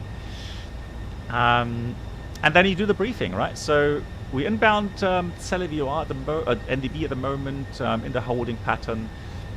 Sectors 2,800 feet. We'll fly a standard approach out of Celle. 27 right, 3,000, inbound 271. Minimum cap 1370. Missed approach straight ahead, passing 600, right to 0.8 Hotel Alpha Delta, whichever is later. Then turn right, max 185 knots on heading 356. And climb to a maximum of 3,000 feet initially. Thank you much, JP. Just received the email. Thank you so much. And then we go at 5.8 Hotel Alpha Delta, turn right again to Celle NDB and climb 4,000. So 3,000 initial climb. Runway length, we've already discussed that, 2,900. Required is 2,200, so 700 meters buffer. I'll talk about the rest regarding... We're not going to taxi in straight away. That's that. Now the question would be, would we prepare the cabin? So that's the thing, right? We would have made an announcement to the cabin first of all, told them the issue. And so the question is there a major issue with the landing? Well, right now we're still normal law. We only have an issue with the flight spoilers a little bit. So there's nothing really control-wise I see as a problem.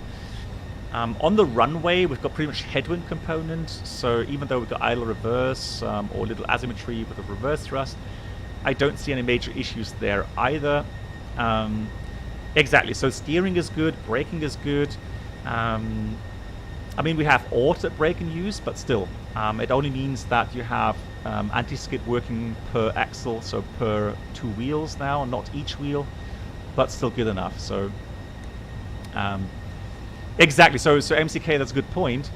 So you have to consider the pros and cons of preparing a cabin for an emergency landing. And you shouldn't make such a decision without having a proper thought about it. So I would not prepare the cabin for an emergency landing. I would brief the cabin crew and I would brief the passengers. I would tell them that we have an issue with hydraulics, and that's the reason why we can't continue all the way down to Frankfurt, and we decided to do a quick stop in Hanover.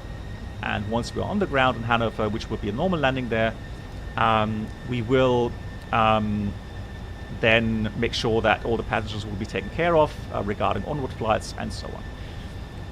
One thing though, and that's something I'll put into the instructions from ATC. So you can imagine if you're losing hydraulic fluid and you taxi all the way from the runway to the apron and to the gate, and let's say you still have some residual fuel, hydraulic fluid leaking out the aircraft, you're going to contaminate taxiways and apron. And I mean contaminate because the hydraulic fluid is actually poisonous, right? So, I mean, Yoda maybe can say something about hydraulic fluids in general, because I've heard things like they are quite poisonous, and yeah, you shouldn't drink it, of course, and apparently, well, I'm not gonna say. So yeah, it's definitely not good. All right, so you try to avoid contaminating the apron completely. So it's a big mess. So what I would expect, or what I would tell ATC is, do me the favor, have the fire brigade available at the runway, right? And I will come to a stop on the runway.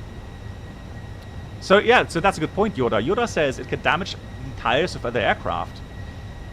Right, so that's actually, you know, it has a very important message, right? So if I taxi all the way to the gate, and then suddenly, you know, they check the taxiways in the apron and say, you know what, you just contaminated all of the apron. We've got to close the taxiway, the runway, the apron.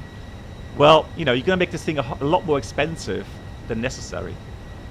Yeah, so it would be a good idea to come to a stop on the runway, have the fire brigade approach the aircraft, do a leak check, make sure that, you know, everything's fine at the aircraft, nothing leaking out anymore.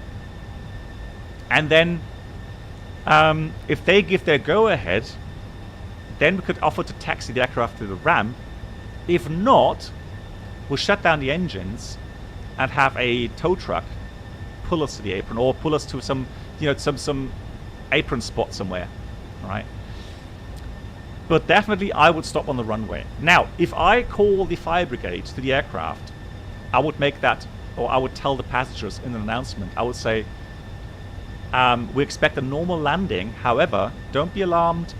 We will come to a full stop, and you will see fire trucks approach the aircraft. That is just for safety precautions to make sure we're not leaking any more hydraulic fluid. So I would tell them, right, because they will notice, right, big red fire trucks coming to the aircraft, and if I don't tell them ahead of time, then they will be panicking. So that's why I would tell them. Cool. So that's all set. And then what happens in the flight deck as well is, with such a failure, we have a normal approach briefing, which we've just performed, and then we do a abnormal approach briefing. What does that mean? What I do normally is I'll take a piece of paper and I will note down some things. And let me just see if I can pull up my little app that I have used before flight, and I will show you what I mean. Hydraulics, green, low level, and then hold up.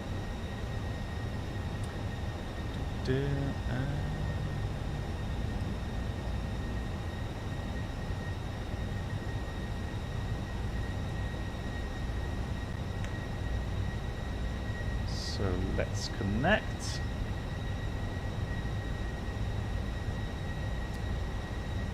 And so with any complicated abnormal, I would actually do exactly that. So I would take a piece of pen, a piece of paper and a pen, not piece of pen, a piece of paper and a pen, and then I would do this.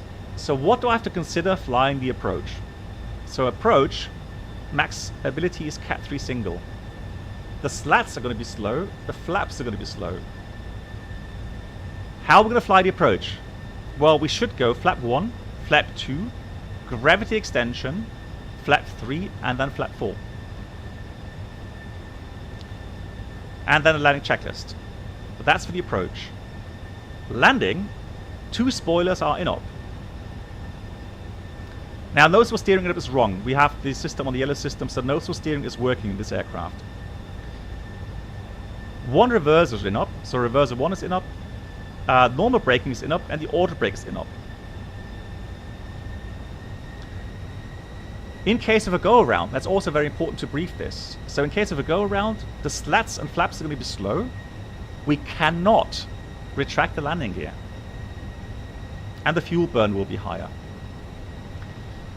So if we go around, the call-out will be go-around flaps. I'll read out the modes, but there will be no call-out for gear up. If I say gear up, you're going to have to tell me, no, Captain, the gear has to stay down. Right, so we would brief those things.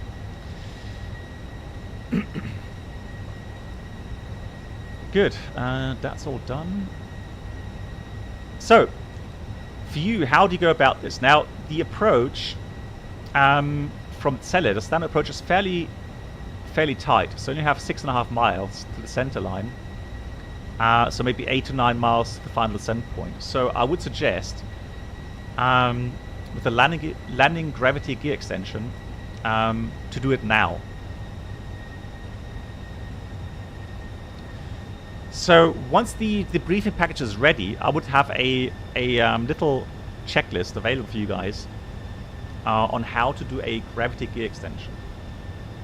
It's not that complicated, so we make sure first of all gear lever is up, of course, and then make sure we have the speed below. Right, landing gear extension speed is 250 knots maximum, so we're below 250 knots. Let's check. Then we take the handle.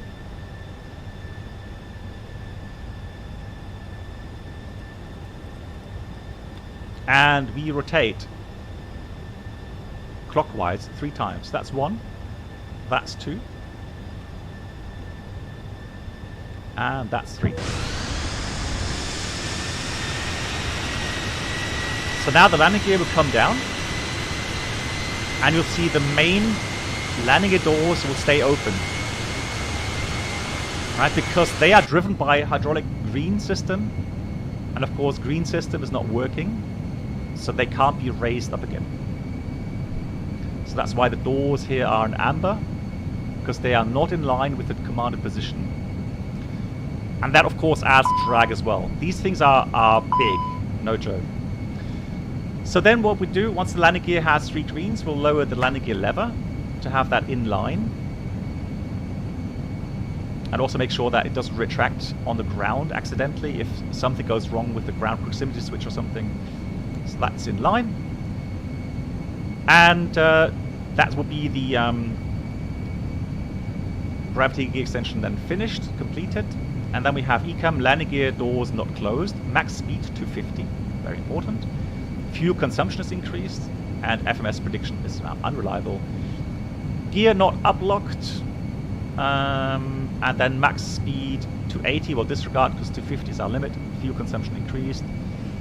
Clear gear, and then FMS prediction is unreliable. All checked. Clear landing gear. Status, let's have a look what's different. Max speed to 50 is new. That remains the same. That remains all the same. So that, apart from the max speed to 50, nothing new. Remove the status. Good. When ready, you're cleared for the approach. So, oh, I'd actually disregard. Sorry. What I didn't do, there was an instruction: descend 4,000. On the QNH 1009 earlier on. Right, we've got to go thrust idler, percent out blue, 4,000. Probably would be a good idea to write no retract on a piece of paper and put it through the gear lever. Could be, yeah, MCK, why not? Why not? That is a perfect, legitimate thing to do. Absolutely. Also, we're going to go flaps 1 here, so please check flaps 1. And again, once the flaps go out, status pops up again, nothing new, remove the status. I'm going to activate the approach phase here.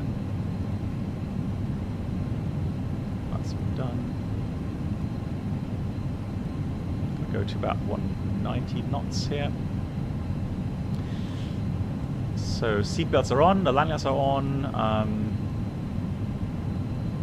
So we say set QNH cross check passing 9,900 now.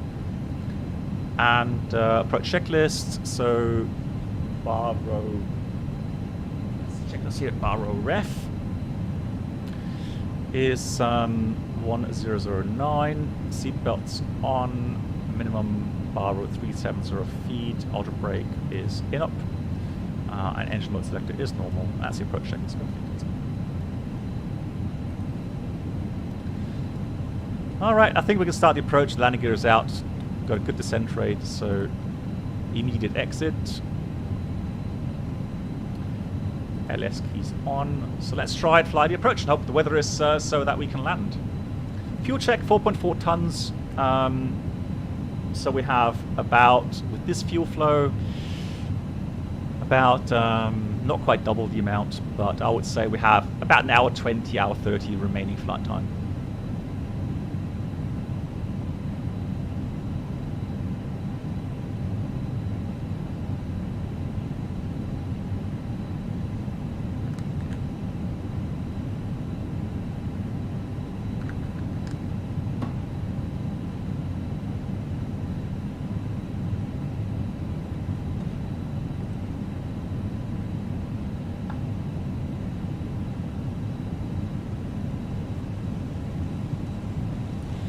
Now, since we're streaming on Twitch and YouTube, and I don't want to have anybody miss out on the chance to win one of the copies.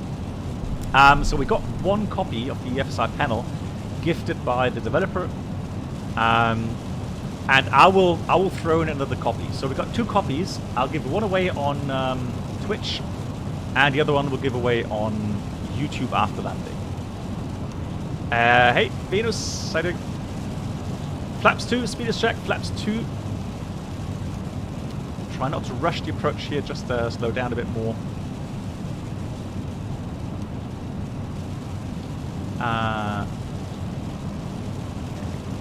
So, that's good. RLS is identified. India Hotel November Whiskey is checked.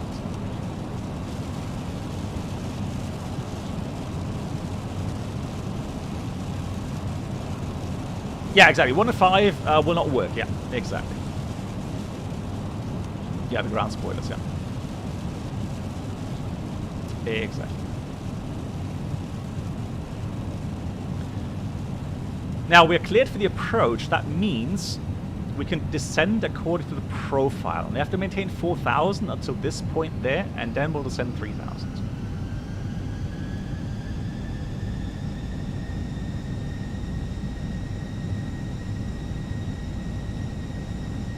Yeah, so on the ground, all of them normally extend.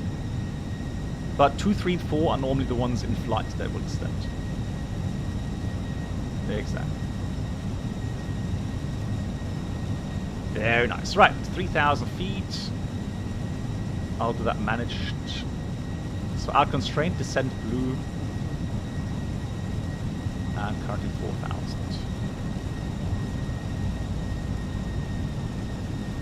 On the approach here, we've got descent blue, glider blue, lock blue, cat 3 single. Autopilot monster. Yeah, now the fuel flow is correct. Yeah. Right, we've got Glad Substar, Lockstar, and so 3,000 missed approach is set.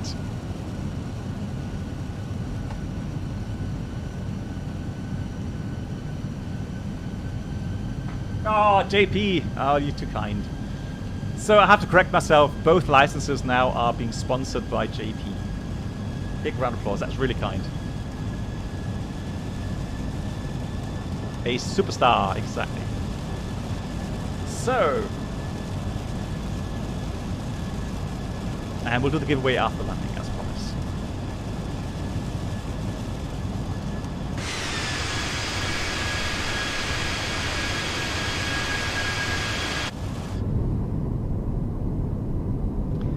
Yuck. Definitely a bad day to have a hydraulic problem. Calling me lol.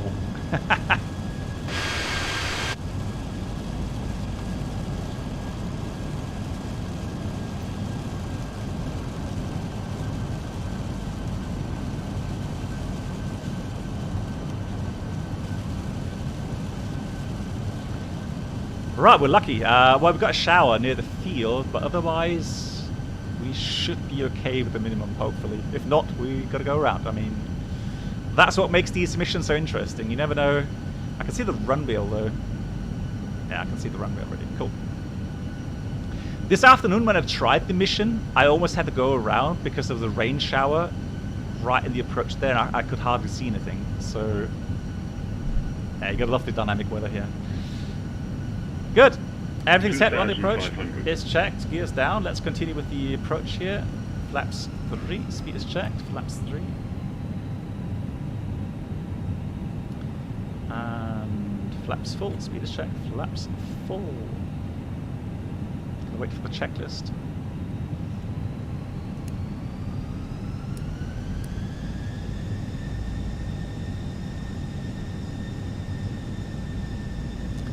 Now, I'm still waiting for the landing clearance. Should come up soon.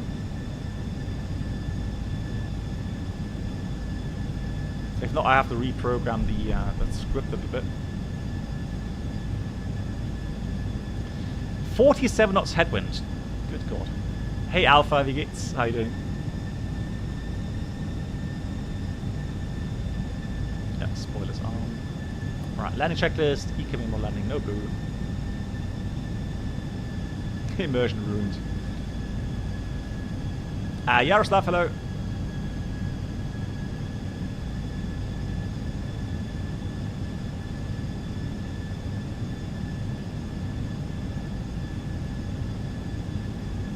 Or did I click it already? I can't remember. Did I click it already? Clear to land?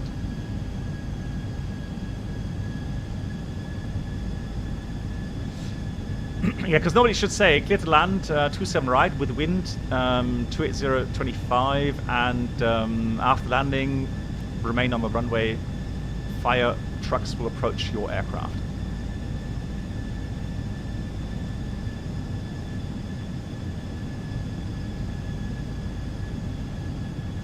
Yeah. Pedro, hey. You have total controls? Do you have total? No, this is called, you mean like now at the moment it's FSI Panel. It's an app to train.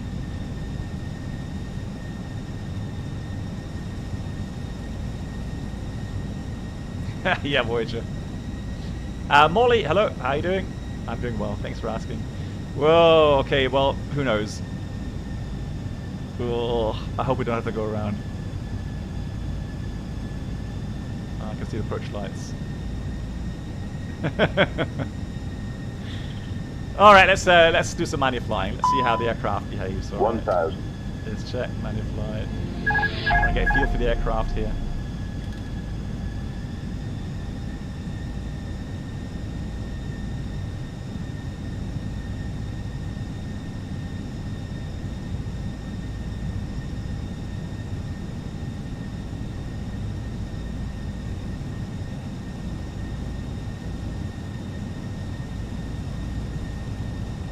Got to be kidding me. No, come on.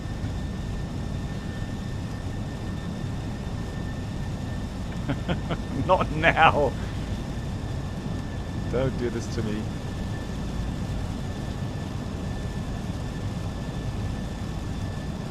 Ooh, I can just barely make out the approach lights. Oh, okay. Here we go. Still 48 knots of wind. What is this?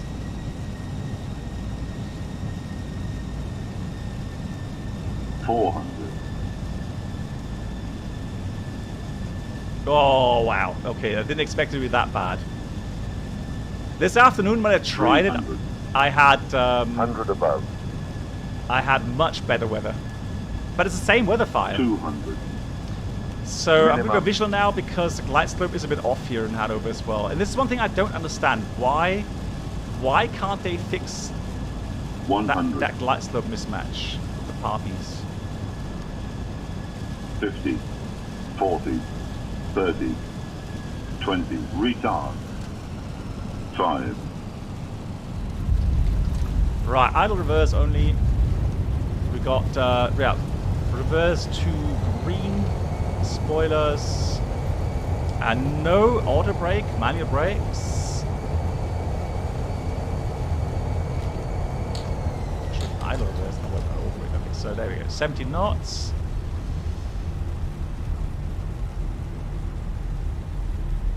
The Parpies, Alpha. The Parpies are correct normally on these sceneries. So let's set the parking brake and let's wait for the fire brigade. Oh no! Oh, that's a shame. I was going to show you guys the fire brigade. So at some point, I don't know what I did wrong. I guess I somehow programmed, because normally you would have fire engines now at the aircraft, and just so that you believe me, what it should have looked like is this.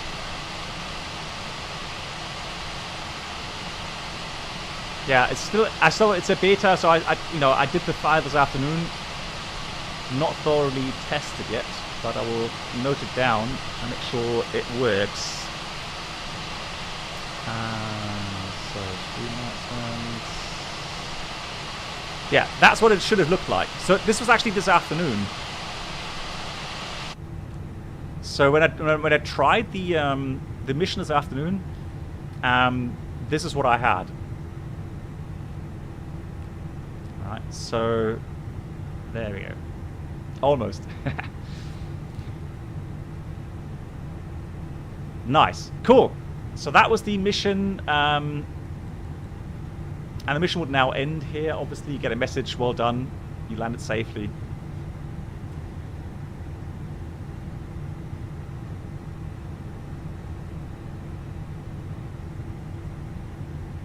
JP, I'll get that file to you later, and you can have a look at what I did wrong. Cool. We are going to give away 2 copies of this app, and first we'll do the one on Twitch. So giveaway. So the command will be !FSI FSI Panel copy of FSI Panel. Everyone can take part.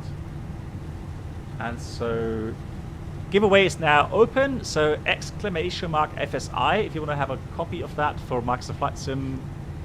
This works not only for the Phoenix, by the way, guys. So when you get this works for many aircraft in the Microsoft Flight Sim. So all the major ones, PMDG, Mad Dog, and all the standard aircraft that come with Microsoft Flight Sim. Hang on, so hold shot on YouTube. Stand by. I need to put that on YouTube as well. Hold on. Give me a second. So hold back on YouTube. Just Twitch at the moment. Copy FSI Panel. Okay, so just wait for the command. There we go. And now we can type FSI Panel on YouTube as well.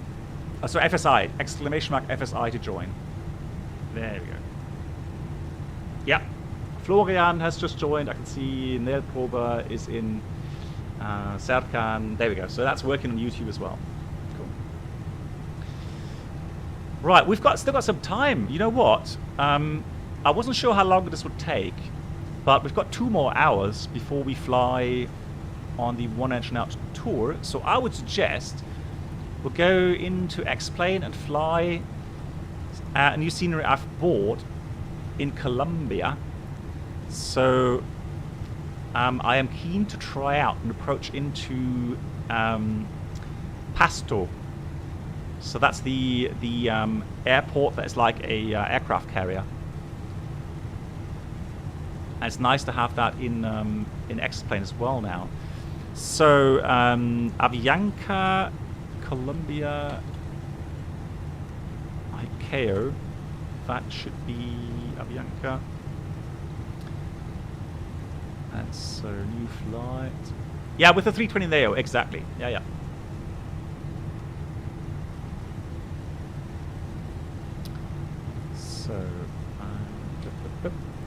So we're going from Bogota to Sierra Kilo Papa Sierra. We'll fly on VATSIM. We'll take the 320 Neo.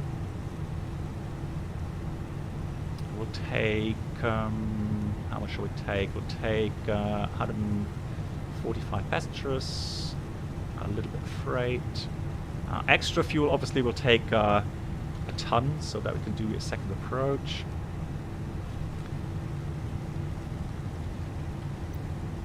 You guys got a confirmation. What do you mean? So you, Nell Prober, you are in. I saw you join. Yeah, you're definitely in here for the giveaway. See that? Yeah, exactly, Pod. Yeah, the RMP there. That's amazing. So we'll see how the toll list will manage that. Let's generate the flight. So if you haven't joined yet, have a chance on YouTube or Twitch, a free copy of the FSI panel for Microsoft Flight Sim. And again, it gives the option to train all kinds of stuff, put the aircraft into all different positions around the airfield or anywhere on the arrival routing. And you can actually fail stuff here as well. So let me just finish that training scenario. And so, for example, you can actually select circuit breaker to fail. You can access the failure model here. So, for example, If I wanted to, we'll do that. Fail now. Oh, actually, I need to just restart. I think I need to restart the app here quickly.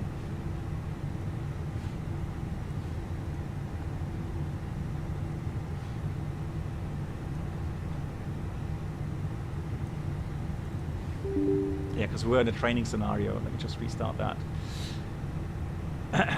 Sapphire, hey, how do you anticipate the Pito may freeze? Happened to me this afternoon in Phoenix. Approach.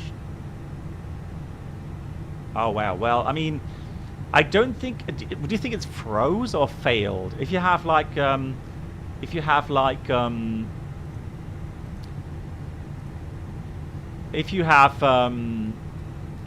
you know, random faults active. Oh, I know what it... Oh, Sapphire, I think that's a bug. Right, so we've got APU fire. And what happens now, it discharges automatically the... it'll shut off the APU. Oh, the APU wasn't started, that's why. So it'll shut off automatically the APU and discharge the fire extinguisher into the APU. So, yeah, you know, it gives you so many options. And then you have those training scenarios. Already a couple available. And the cool thing is you have several you know, real world pilots and very knowledgeable people also making scenarios for the community. And the scenarios are not only available for the Phoenix, so the one I've showed you today will be available in a similar fashion for the 737 and maybe for the Mad Dog as well. So that's really, really cool. So regarding the failure, Sapphire, normally we wouldn't have the issue with you know, any of the pitos freezing lower or towards the ground. So yeah, that's kind of weird. I think that's a Microsoft issue, really. Cool. So last chance. I'm going to close the giveaway in 10 seconds. Last chance, you want to take part, free copy, exclamation mark, FSI.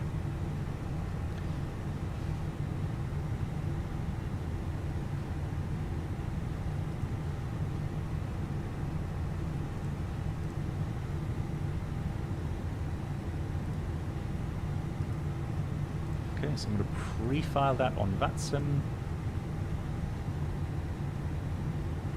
So, we're closing the giveaway. The giveaway is closed. And we have the winner on Twitch is... Drum roll. The winner on Twitch is...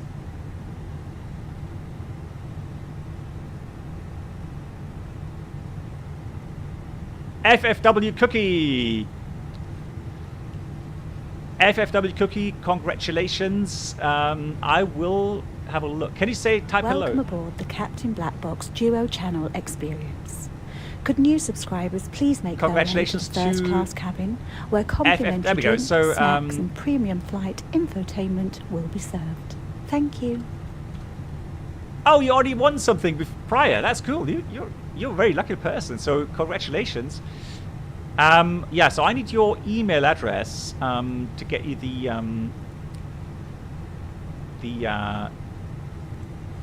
code. And on YouTube, the winner is Yaroslav. Congratulations, Yaroslav. Yaroslav, could you do me the favor and contact me on this email address? And then I'll get you the code as well. Thank you so much. And once again, big thank you to the developer, JP. Amazing work that he's done with this app. I can't stress it enough, guys. If you want to improve your flying or enhance your flight sim experience with, you know, all kinds of different scenarios, that's definitely the app to get. Absolutely. Cool. All right, then we're going to hop in quickly into Explain. Yeah, thank you much, Captain HMW. Exactly. Congrats to both winners. Gonna hop into the Explain version and Gonna hop into the Neo.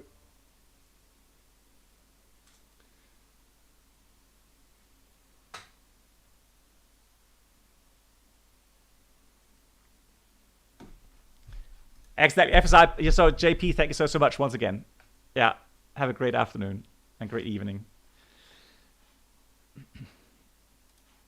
So let's start X-Plane 12.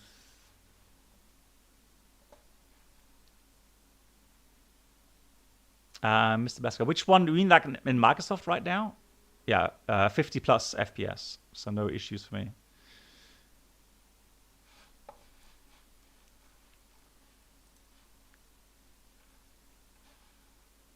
Good, flight plan is filed. Let's get the sim brief downloader going. The Phoenix, yeah, so 50 plus FPS. I had no issues whatsoever.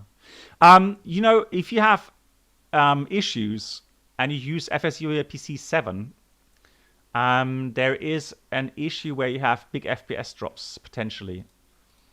So I would suggest highly to load the latest FSI PC 7 file, and then in the FSI PC config file, you need to add a little extra line. It's something in the way of... oh, really? No, I have no issues whatsoever.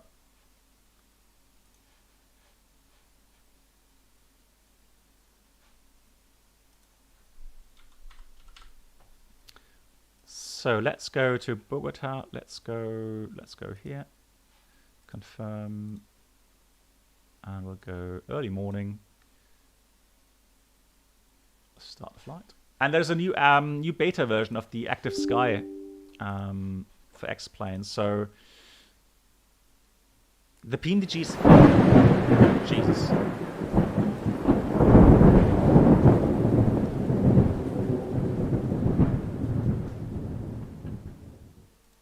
That scares me. Sorry, Yoda. Oh, lol.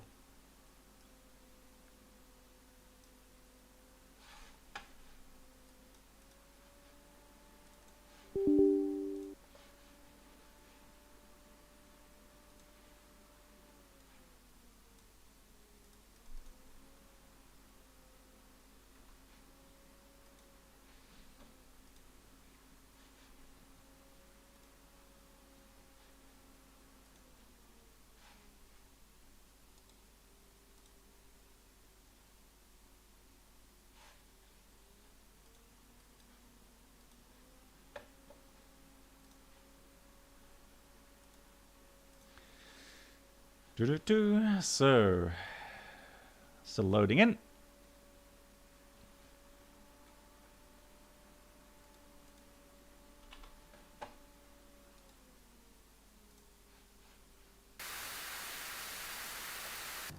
Oh, hang on. I need to do the following. Well, actually, tell you what we'll do. We'll just go get ground power available, and then we have a good thing with the engine cooling for the next start. Let's put chocks on. Arrival.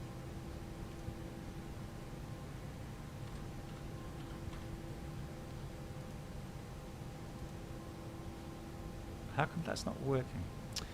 Man, sometimes Sam overrides the settings here for it's quite annoying. Let's start the AQ.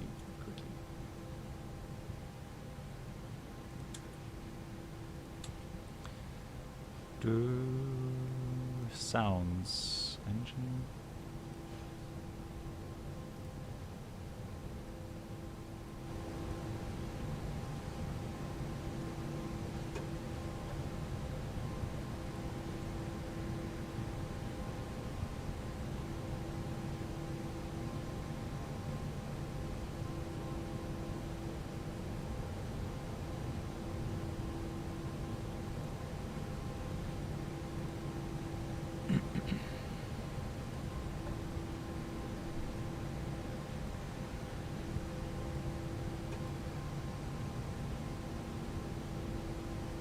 Dan, thanks for the exact number of pumps equals 0. Yeah, that has to be added. And Captain HMW says the update with the FSI has worked without the file update also. Okay, interesting. So different users have different experiences.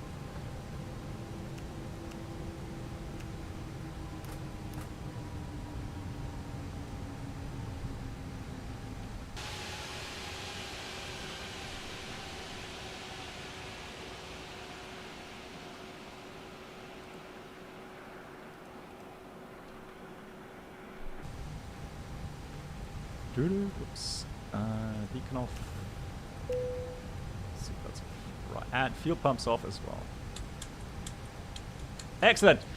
Nice. Let's get connected to that sim. If anybody wants to fly along, feel free. The routing. Let's see if that works here.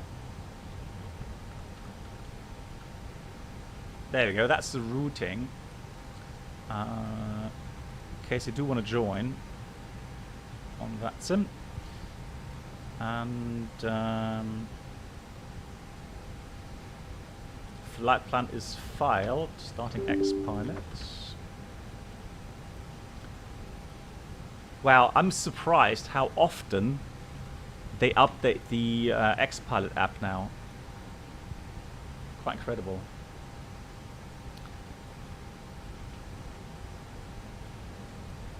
So let's see, is there anybody in Bogota right now? Let's have a look.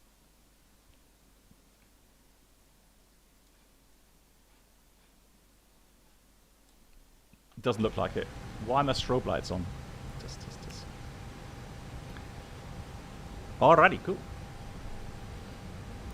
So I'm gonna go into the Atsu.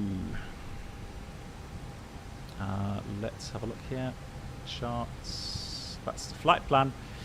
And yeah, I'm using Active Sky Beta. Yeah, it's version, is it 8.4.8.1 now? Let's have a look. Yeah, 8.4.8.1 it is. Yeah, there we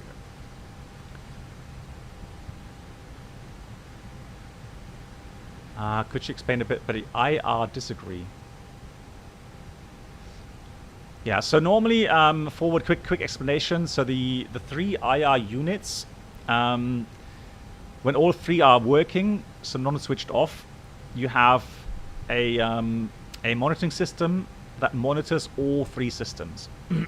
And then when when 1 differs from the other 2, the system will ignore that. It'll give a fault message, ignore that one.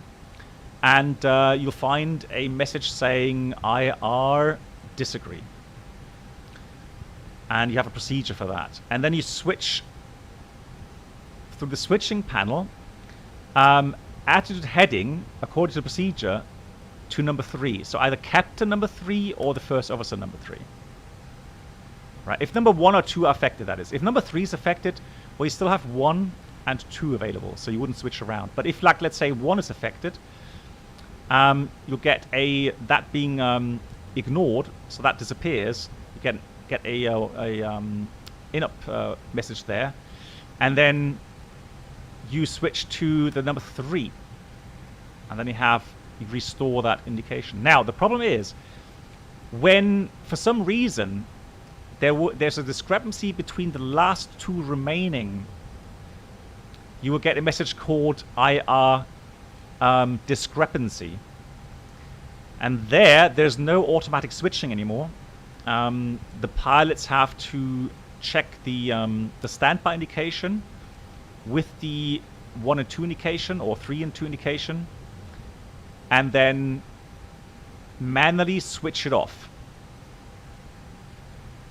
Right, but this one is completely autonomous, so this information is not relying on IR 1, 2, or 3. This is autonomous. And so this is always a good indication to use to compare these instruments. Right. I hope that explains enough. If you're not happy with the answer, let me know, and then I'll get you some more documents on that. Right. So let's do flight init. Yeah, the QA. I know. Yeah, it's one of those things where, you know, it's very, you know, goes very deeply into system description and knowledge. So we are flying to Sierra Kilo Papa Sierra, and we are having alternate back to... That helped? Okay, wonderful. And we are going back to Bogota in case anything goes wrong. Cost index 5, level 340. We have already loaded in everything, it seems. So...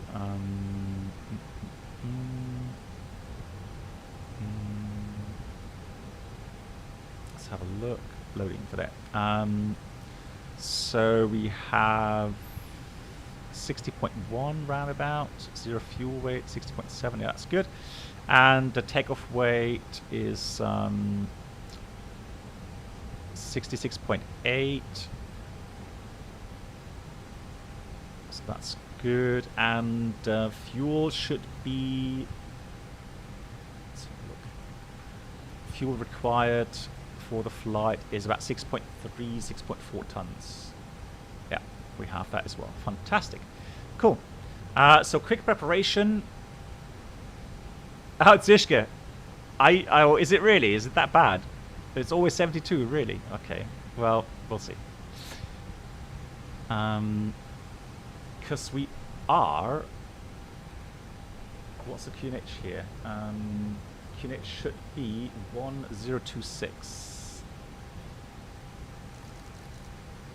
1026. Yeah, we're pretty high up, 8,000 feet. I would expect the flex to be somewhat different at this altitude. Yes, we are on the toeless Neo 320. Exactly. Beautiful. Lovely livery.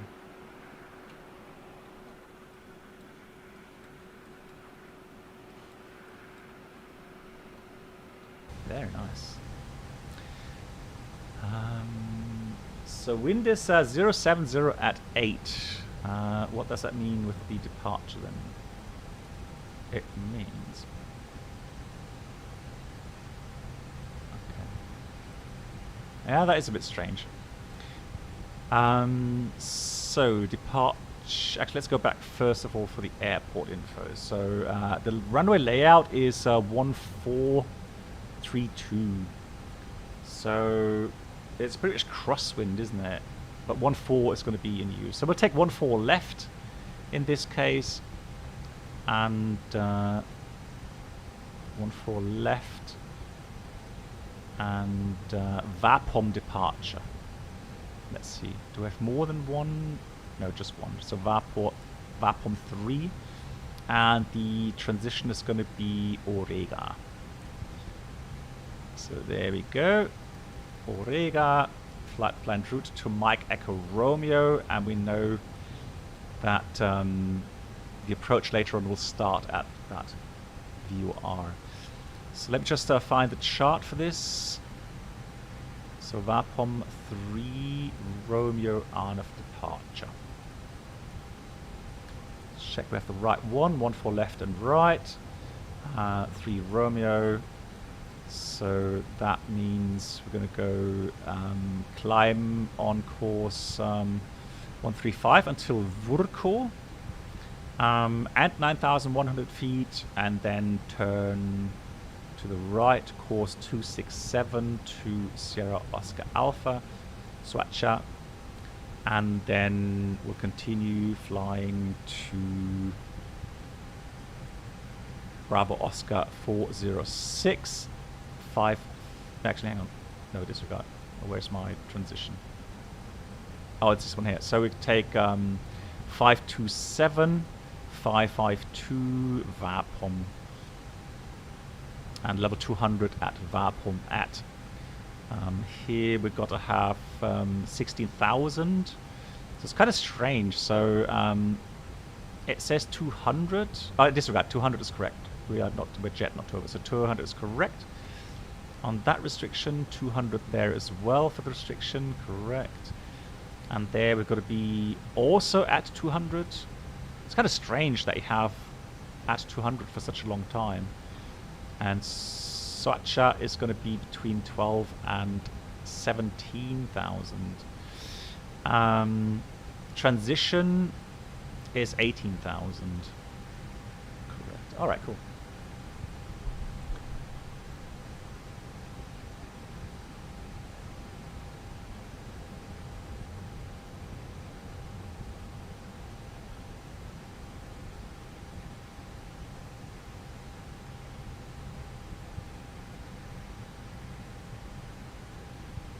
Ah, okay.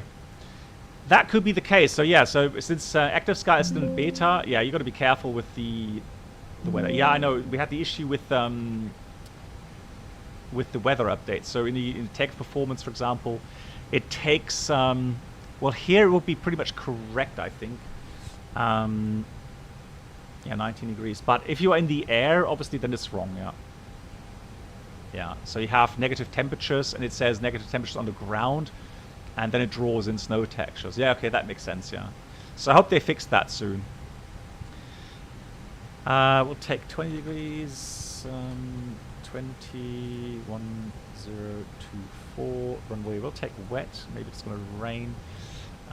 67. It's going to be 66.8 roundabout. 26 flex. Config auto econ off. Let's compute that. Oh, look at that! Whoa! So here it actually does take a different flex. So this high up. Right, so there you have a bit of difference there.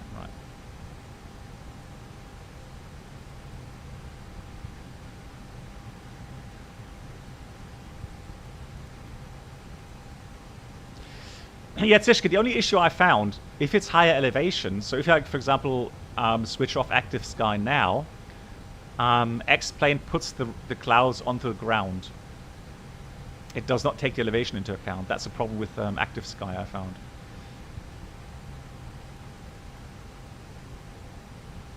Yeah, I had it in when I checked the scenery this afternoon. It put the clouds onto the ground because...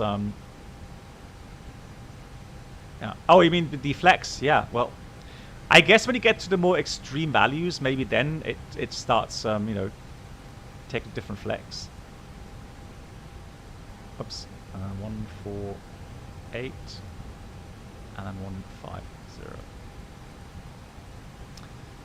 18,000. Do we have infos?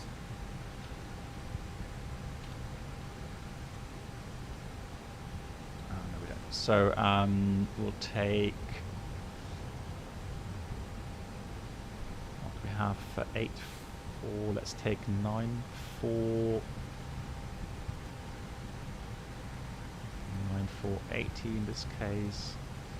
For engine, for the thrust reduction acceleration, and engine out will take 9,900. There we go. Cool.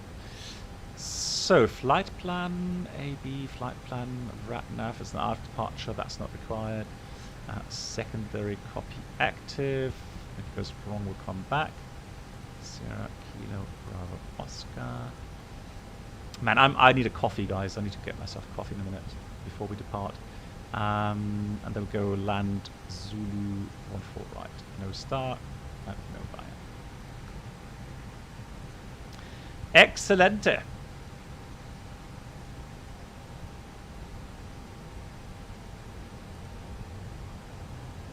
Happy with that. There's no control here, so we don't have to worry about that. And right, I'm just leave that view for a second. I'll be back in about 3 minutes, guys. Just give me a...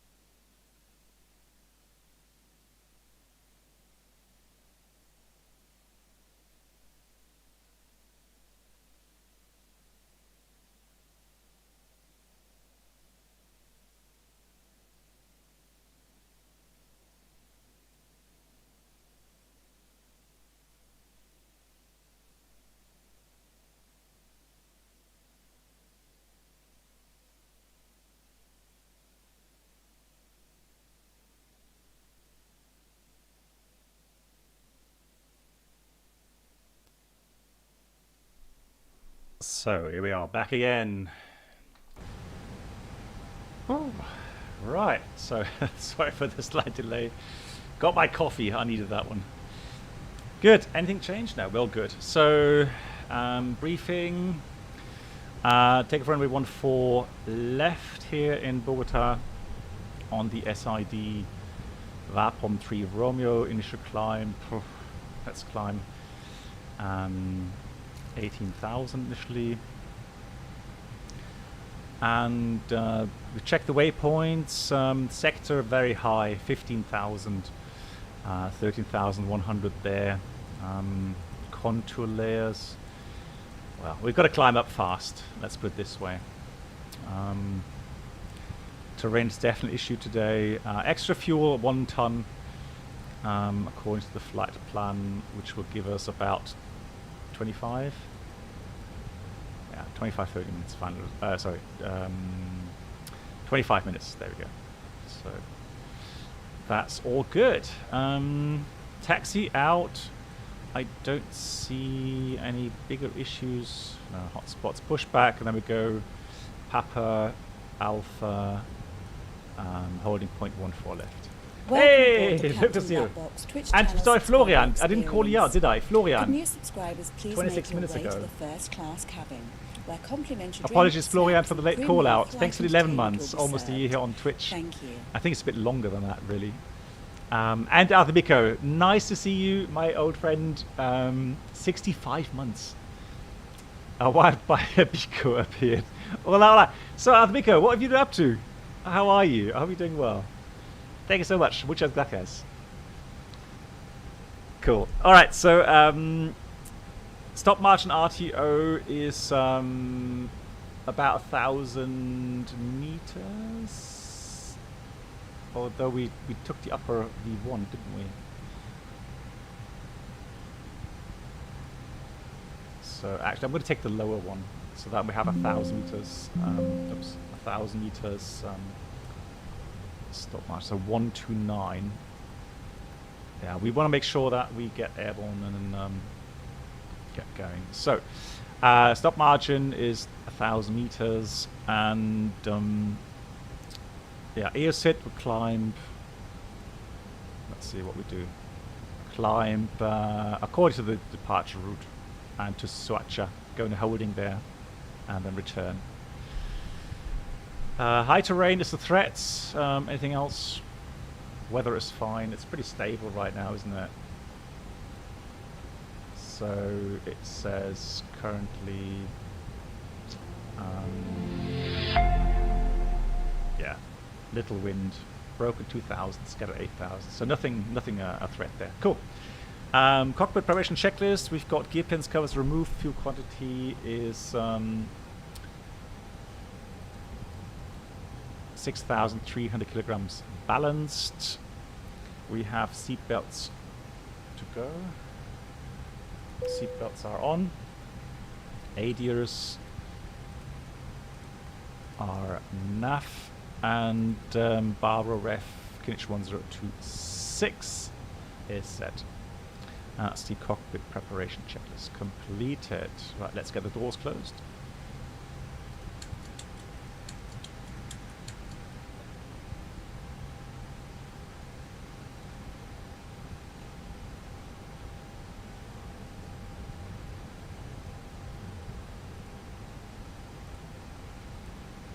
So that should close now. Oh, nice to see you riding a bicycle, Arthur. Oh, no more hiking. What? Until everything gets better, Arthur, or do you think that's for a longer time? But yeah, cycling is nice. I know you enjoy it.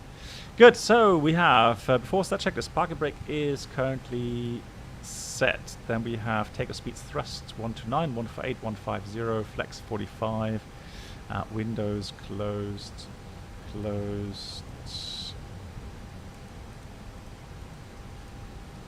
And then the beacon is now on.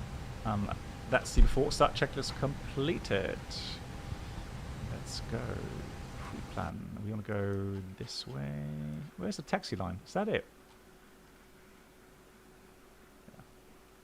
Yeah. Can't see it really. Halfway. Let's go here. Caramba.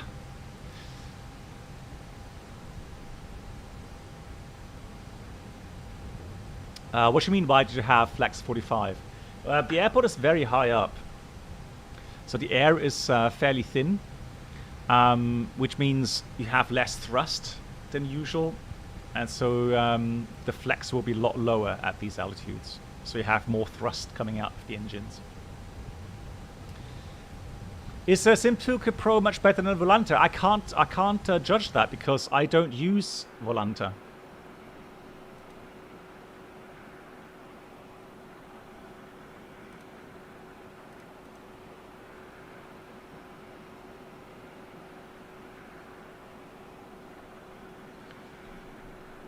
Bogota traffic, Bianca 711 is pushing back.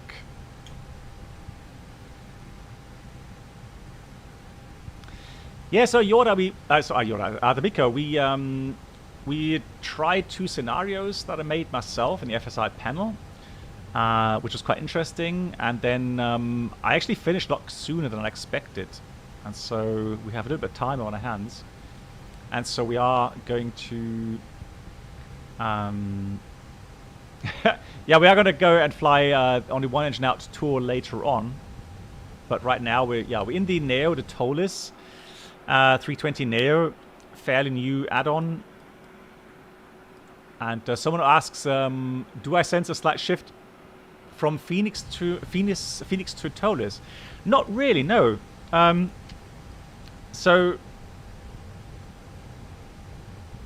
So I still have all 3 major sims running: P3D, X-Plane, and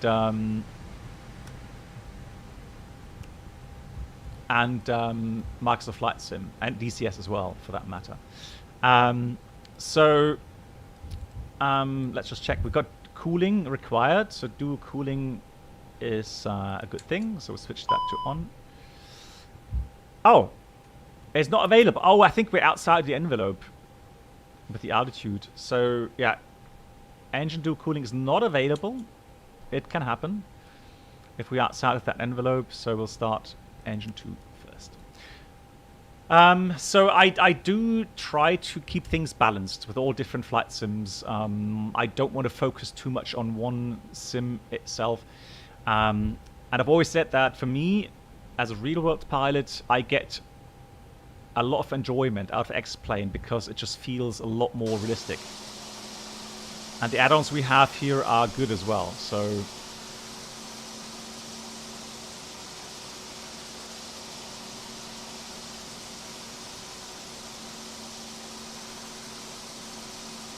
yep, the Traveller, hello, how are you doing?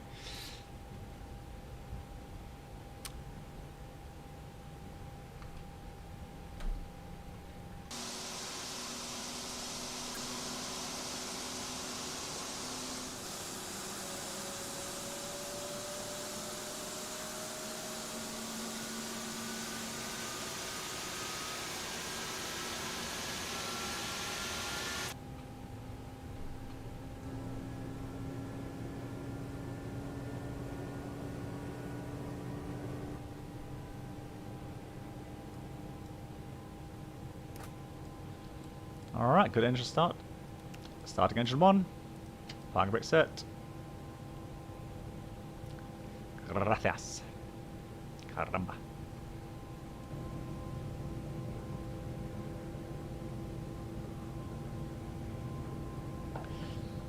So it is doing its cooling. Another 18 seconds. So it leaves the N2 around about 10%. And that's for the Neo, so the Pratt & Whitneys, not for the Leaps. But we have Pratt & Whitney here.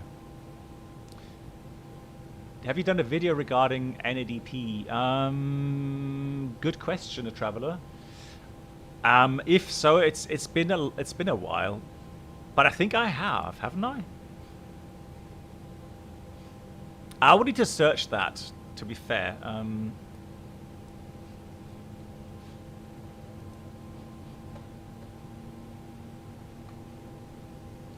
Muchas gracias, senor. Buenas noches. I think I did, right? Captain Mitchell, thank you. Yeah, have a look on my YouTube channel. We have to expand your Spanish vocabulary. Why?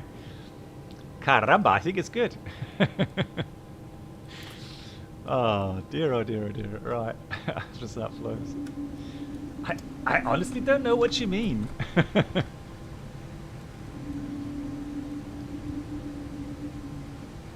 Yeah, I think so. Mega here with motoring, I think it's like 30 seconds, like with the IAE, or is it longer?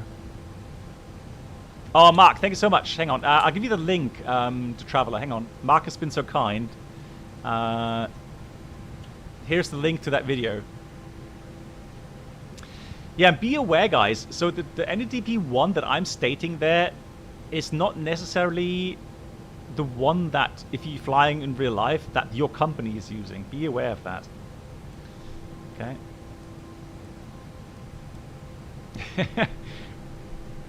Right, let's do a flight control check. Full up, full down, neutral, full left, full right, neutral, rudder, full left, full right, neutral.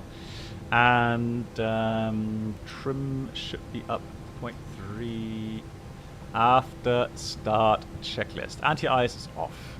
ACAM status checked. Pitch trim is 29.6. Let's have a look here on the trim rail. Yeah, 29.6%, and rudder trim is neutral after start checklist.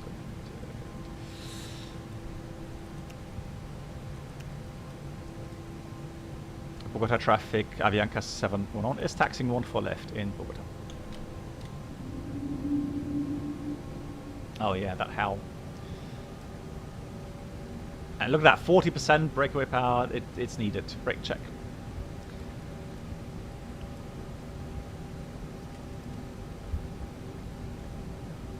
Ricardo, hello to you. It can be much longer than that. 90 seconds yesterday from 0 to 20. Okay, wow. The howling noise is the combustion chamber. So the air going through the combustion chamber and the way the engine is built. So the airflow going through the combustion chamber, that's what causing that howl noise. The Embraer has the same or even louder howl, I think. But yeah, it does come from that. So we'll take this one to the right here. Yeah, this one to the right.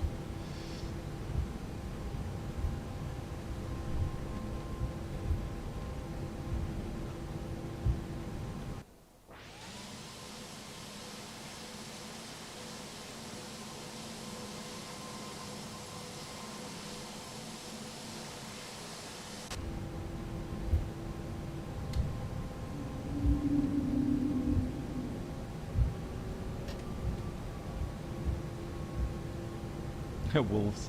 We have two wolves. Yeah, that's true. You know what? I've been interested to kind of check myself. So, wow, I'm surprised. I actually am sometimes baffled by how bad the X-Plane 12 performance is. No joke. So, I mean, I have a really strong computer, and my settings are not maxed out. And right now I have 40 FPS. That is ridiculous. Yeah, a lot of stutters. I see that on other streams as well, when they fly X-Plane 12. So the stutters you have on your screen is not as bad. Oh, they're worse than I have on mine. But how weird. Yeah, work is being done. Hopefully. I mean, the thread optimization is really, really bad in X-Plane 12. So they need to improve on that. What makes the dog barking sound when you start Airbus engine? It's the PTU, the power transfer unit. So when you hear the barking, you see hydraulic PTU message there, and you'll see the PTU active. So it's a hydraulic pump, transfer pump that's causing that.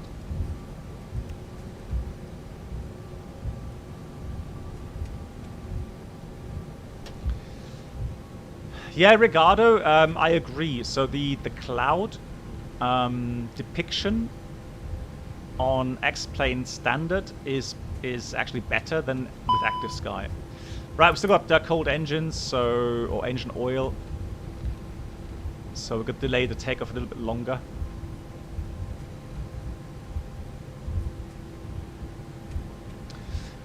Is there any other aircraft apart from TOLIS that are X-Plane 12 compatible? Currently, the Zebo is still having issues. I think the Felis 747 is working well. But yeah, it's a bit upsetting. I get that with X-Plane 12. So progress is slow. But yeah, keeping fingers crossed that they improve things a lot quicker in the future.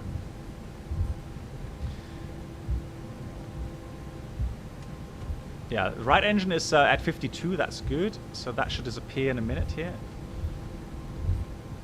There we go. And engine 1 take about 2 or 3 more minutes. Actually, hey, so yeah, Laminar also has a small team. Yeah, okay. I mean, I get that, but yeah, keeping fingers crossed they get things fixed quickly. Because I do like X-Plane, especially now with the shared flight options. Gonna put TCAS on. Let's have a look here. Yeah, that's true, Mark. Yeah, Flight Factor. I'm not using Flight Factor though. I'm not really happy with their, how should I say, their advertising, and then kind of disappointing on delivering. It has got better. Yes, I agree. I mean, otherwise I wouldn't be flying it, Ashley. So I would say it's got to a stage where I'm enjoying it. Q400 and MD-11 works as well. Well, there we go. So now we got some more aircraft types, Harry.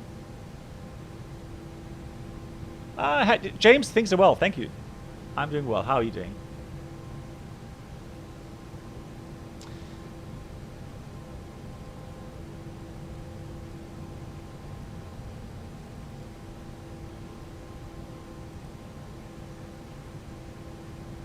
Oh, that should be auto actually. So that's the that means ground clutter suppression.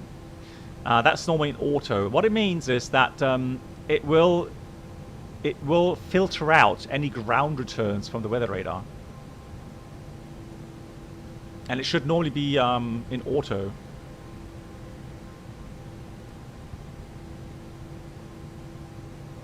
Good. So now we can read the taxi checklist. Flight controls check flap setting config 1+F. Radar predictor system on and auto.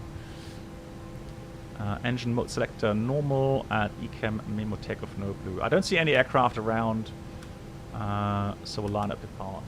Bogota traffic, Avianca 711, lining up departing 14 left in Bogota.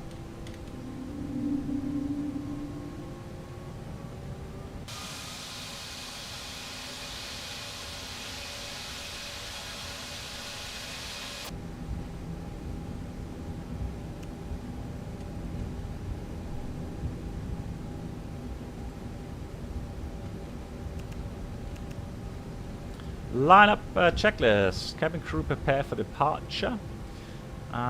Takeoff runway 14 left, full length confirmed. Oh, it says 13 left. Lol. Okay, so 14 though is confirmed, more or less. TCAS, TARA, and PAX are off, and that's the lineup checklist completed. Let's reset that, and off we go. Takeoff.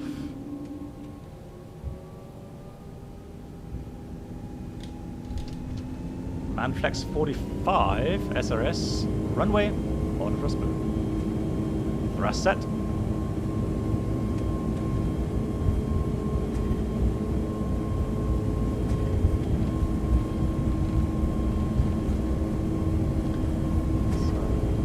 Wow, you can see the acceleration is a lot slower. That's cool. So 100 knots checked. I love how the high altitude effect works to your next plane. That's really cool. V1. See that trend error? How long, how short that is? V1 rotates. There we go. So, well, it's climb. Gear up. Now you got to be careful to pitch as well. We can't pitch up to 18 degrees like we would normally do in an air. Just to be aware of that. We've got nav.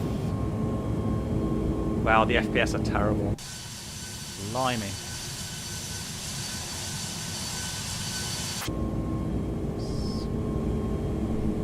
And we turn right. Lever climb.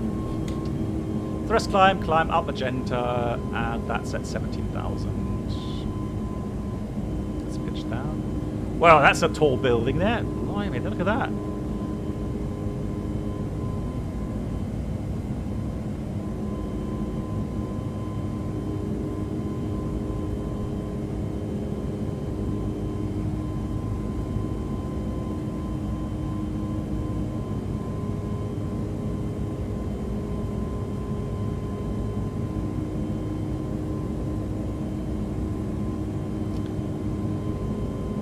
We're 10,000 altimeter, or 10.5, but look at that. We're only 2,300 feet above the ground. Put the autopilot on here. Autopilot 1. Flaps 0, speed is checked. Flaps 0. And that's what I like about X-Plane. It's just, you could... Oh, PAX, yeah. So you can really feel the aerodynamic differences, you know, being higher up at altitude, much more realistic.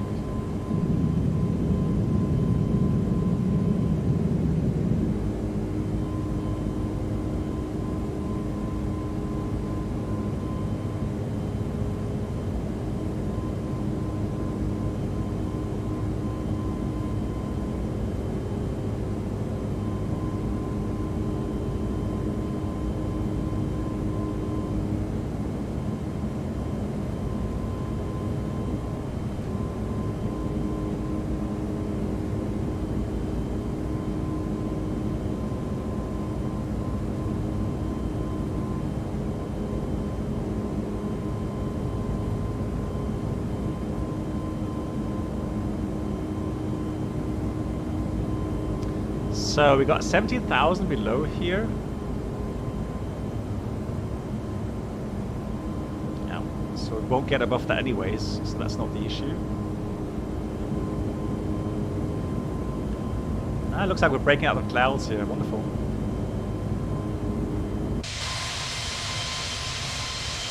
Nice. Lovely. So, take not quite yet. So 10,000 feet AGL will do that. Very high up.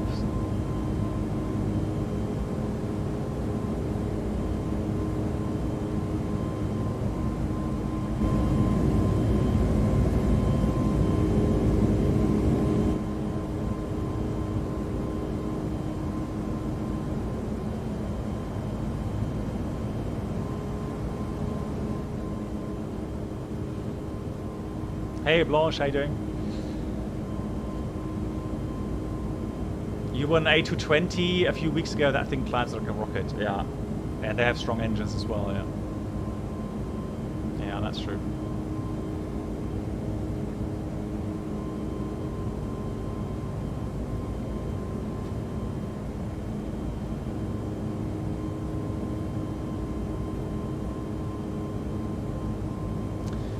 Alrighty, so let's have a look. It's not a long flight, it's about a 45-minute flight time. So we have these restrictions, 18,000 initially. And so now we have to be max level 200 at. So let's climb 200.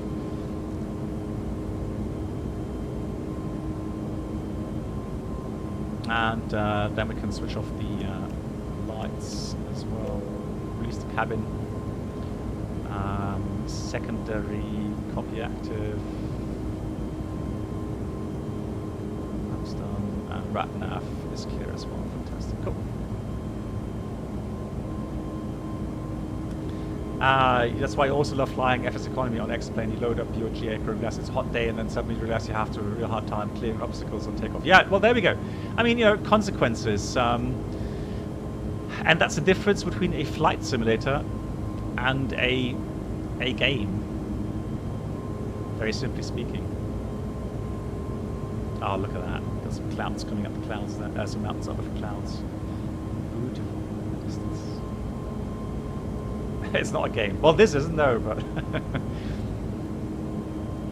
Good, we've got 1,000 feet to go. Let's go vertical speed here. Out blue.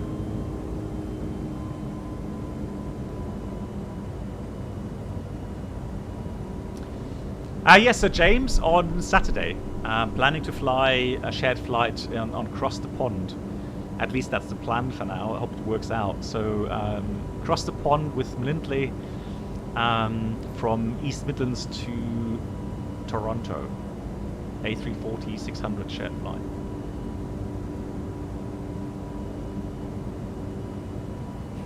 Yeah, that'd be correct.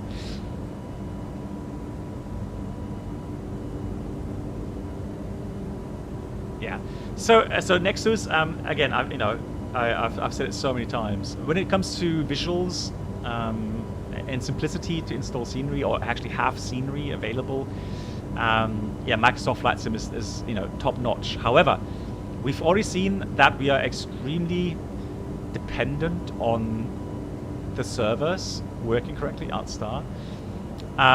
So when there's issues with the servers, and we've seen issues on the release day of SU12, then, well, you're in for a nasty surprise. Hang on, why is it climb? Just got to climb up magenta.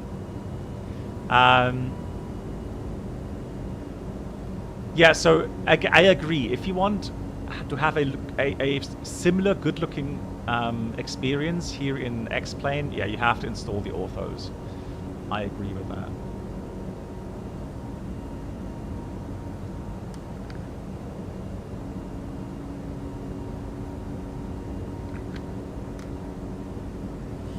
Frances, you don't use orthos and flying in Europe, or yes? I don't see a huge difference with Microsoft Flight Sim when flying airlines. Okay, well, there we go. So it's a lot of personal perception that comes into play there as well. And, personal preference. And then, there's always I have a hard time comparing all these flight sims. And then saying, I prefer this and this. So I always have to differentiate, okay, in what terms do I prefer, Microsoft Flight Sim or X-Plane, etc., etc. So.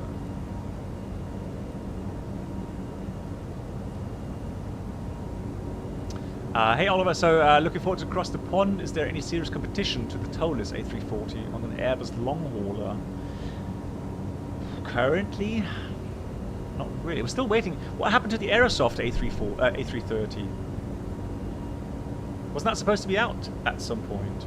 So Aerosoft A330. Yeah, 321 with ACTs could be used. Yeah, and of course, I mean it's not a big long hauler in a sense, but the Challenger 650 comes to mind. Yeah, so VR, yeah, again, yeah. So when it comes to VR, then DCS is best at the moment. Yeah, true.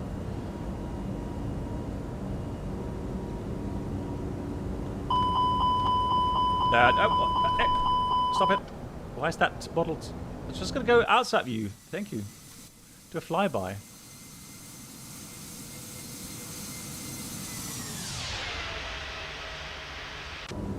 Yeah, 310. But you've got to be careful with 310 regarding cross the pond. If you've got a lot of headwind, yeah.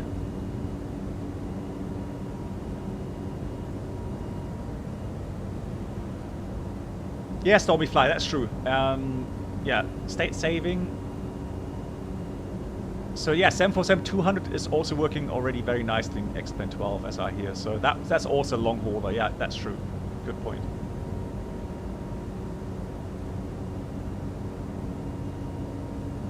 Oh, the standard 330 in here. Yeah. Yeah, Mark, I agree. Yeah.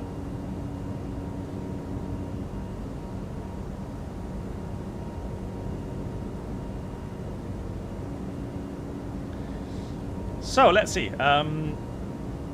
Let's see.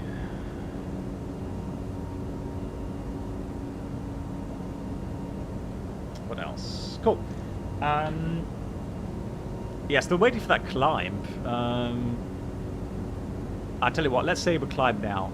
Got clearance, climb now, flight with 340. So open climb, out blue 340. Otherwise, it's not worth climbing up anymore. Because here's the descend already. We've been to Pastos a couple of times. Hang on, that's not Sierra, correct? Sierra. So,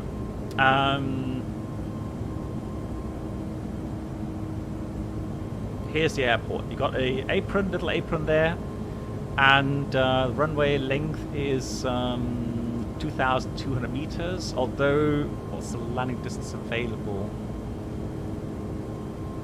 2,200 roundabout. So okay. Approach. Let's check the weather first of all. Going to the MCDU here. MCDU, there it is. And let's fetch the weather. Atsu AOC min weather request.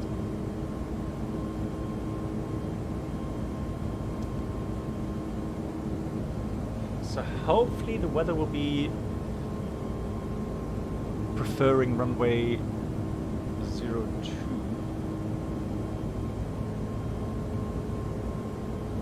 Because that's the RMP 02, which is brilliant. Yeah. We're going to fly it. Disregard the wind. We're going to fly this approach because it is so much fun. Let's have a look. I want to see how the TOLUS manages it. So... Oh no! 130, 10 gust 21. Well, we may have to go around, but we'll see. But I do want to fly the approach first of all. Yeah, let's fly the approach 02 with the risk of having to go around. And then we can do the other approach as well if necessary. So that's good. And then the RMP 20. Yeah, that's straight in. Okay. So plan this one at first out of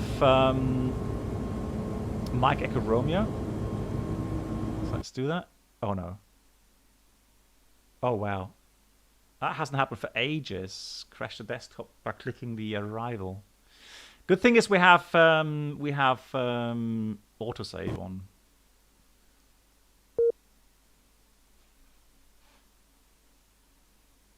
Yeah, so that's going to crash the desktop for sure.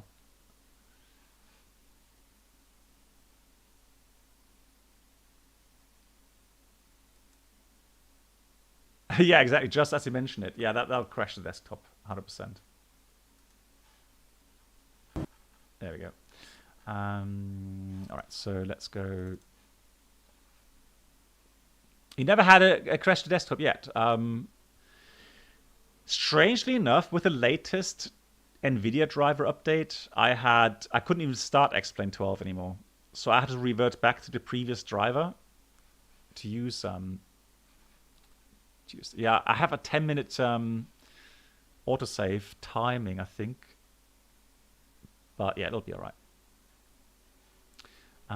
So let's go. I think just resume last flight first of all, and then we'll go and fetch the autosave file.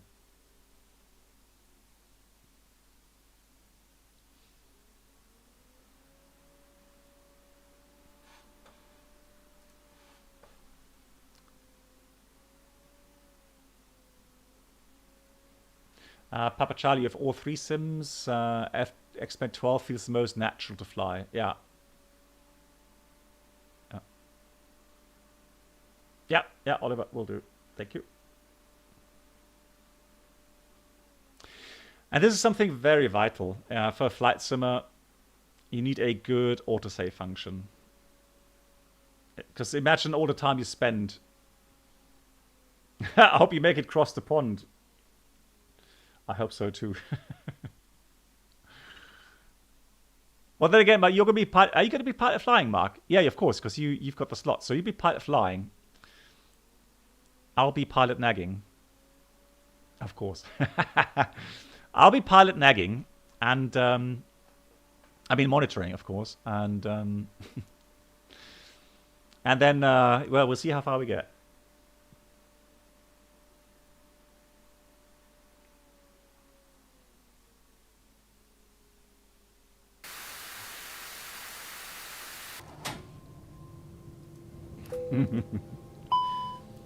Lol. Okay, so TOLES.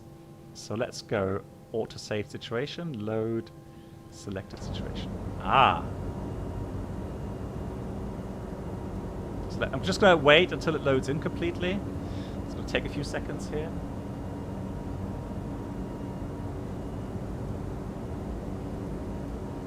Connect again to VATSIM. So not too bad. So let's go open climb 340 again. What I will do, before I do anything else, I want to change that arrival routing. Because if that crashes it again,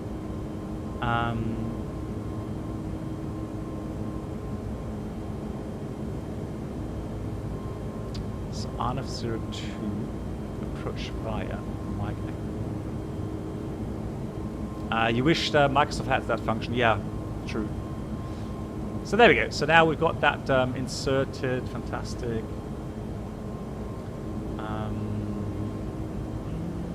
I just need to reload the weather here. Debug, refresh the weather with active sky. And I think we have... Oh, yes, we do. We have some orthos installed. How cool is that? That looks beautiful.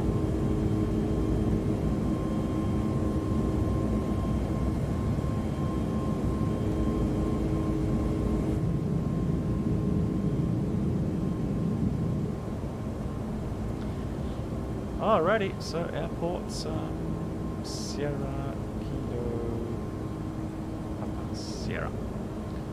Let's load that in again. Approach RMP02 initially. And let's do the landing performance calculation. Now, we have to take the weather not from active sky, so that's definitely wrong, obviously, so we have to be careful with that. They have to fix this. So the weather says it's currently 130 at 9. Temperature there is 25 plus. Beautiful. And QNH is 1020. It's going to be dry runway. Band Badger, hello to you. Dry runway, obviously.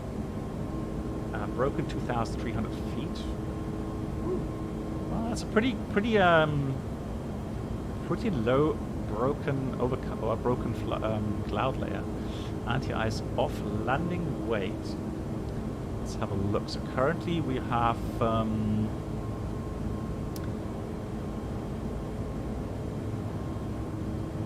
let's look here then. Currently we have 66 tons. So for landing we'll have about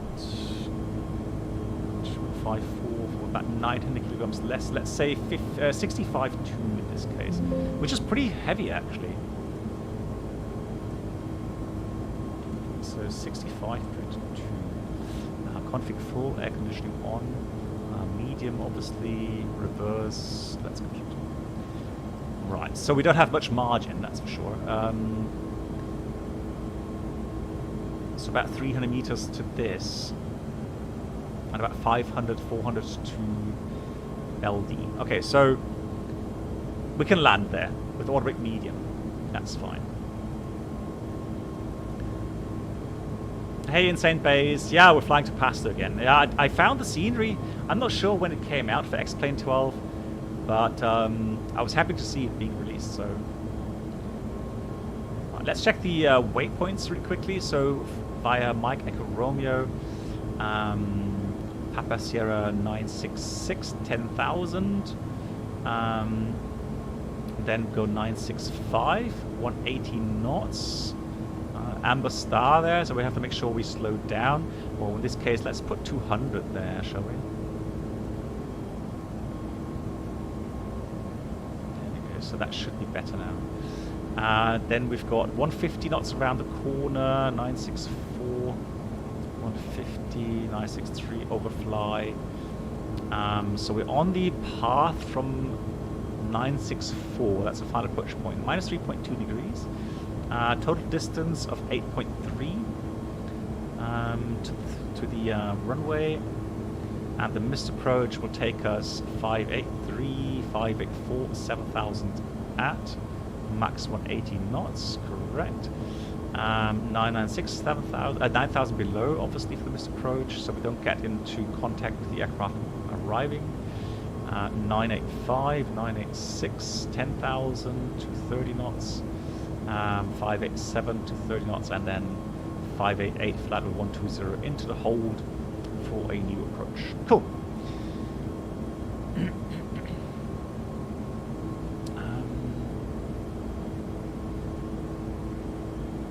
Okay. Well, we'll see. Oliver, at some point, maybe, we'll see what we come up with.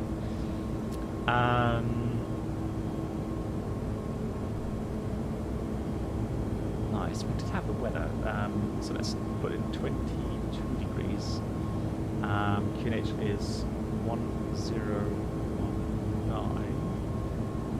And the wind is 110 at 10. So something has changed now with the weather. So it's exactly crosswind now. So no excuses, just realized. Minimum for the art of approach, RP 0.15 required, is going to be 63 Barrow. RATNAV, we don't need anything really. I'm just going to put in Mike Echo Romeo.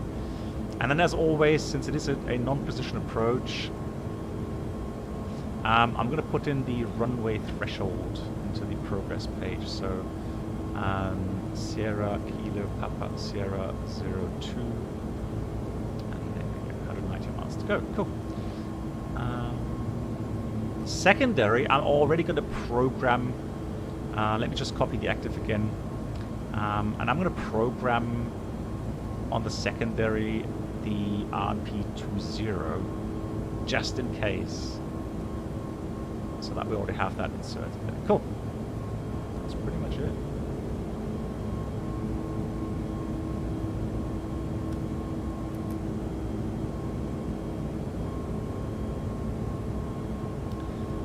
So top drop just prior Papa November, order medium. I'm happy with that. Terrain ahead says FC Bayern against Borussia this weekend. Nice, okay. So we get some reports from you then, I guess.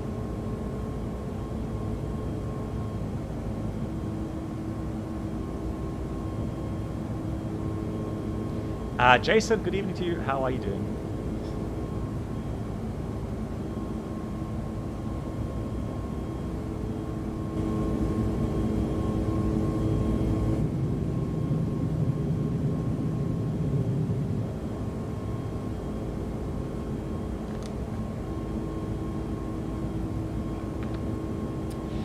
Band Badger, yes. So I'm planning to fly shared flight because I didn't get a slot myself, but good friend of mine, Mar Lindley here, he got a slot from East Midlands to Toronto, and he's willing to take me along. And so we'll fly shared flight. So looking forward to that.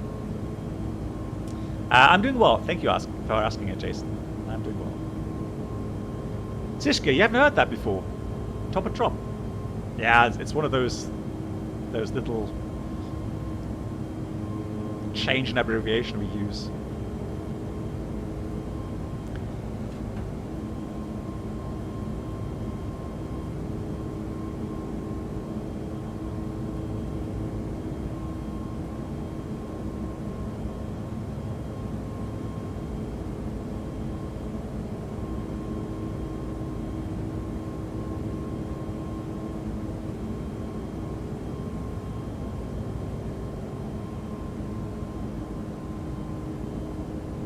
Out cruise.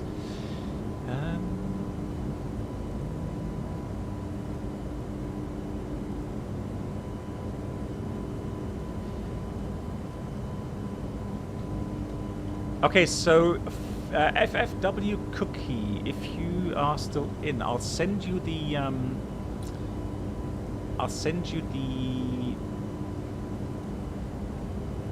coupon. I can't access that right here. I'll send you after the stream. All right, Haley, moin. Could you write that too small?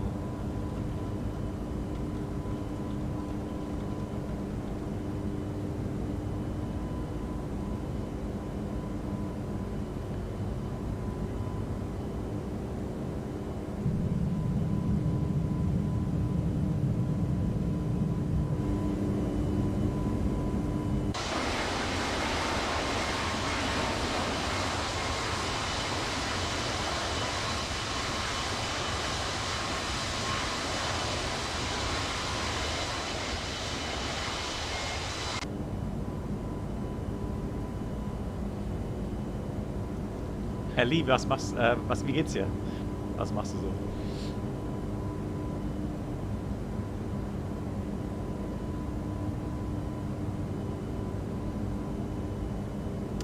Yeah, so I think I checked the terrain this afternoon in St. Base, so it should be alright. I don't expect any bigger issues. Oh, school, okay. Yeah, I don't know. I don't admire these. Oh, I don't. Well, let's put it. I'm happy to have that behind me. Let's put it this way.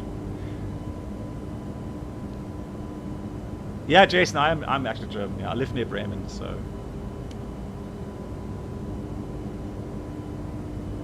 You haven't done much in 12 yet. Yeah, I can imagine a lot of people still holding back with X-Plane 12 until you know, performance is better and yeah, some very basic stuff is fixed.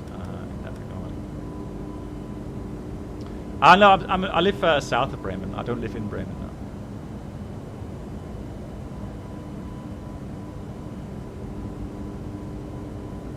Good, we got equi time point. Min diversion.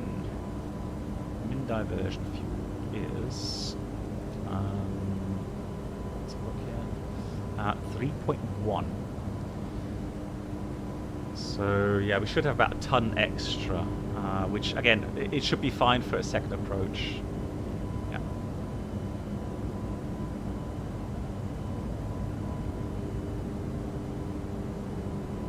Yeah, it's a smaller village. Yeah, exactly. I love being, you know, outside of cities because I spend so much time in cities when I'm working, traveling. That I do enjoy some peace and quiet when I'm at home.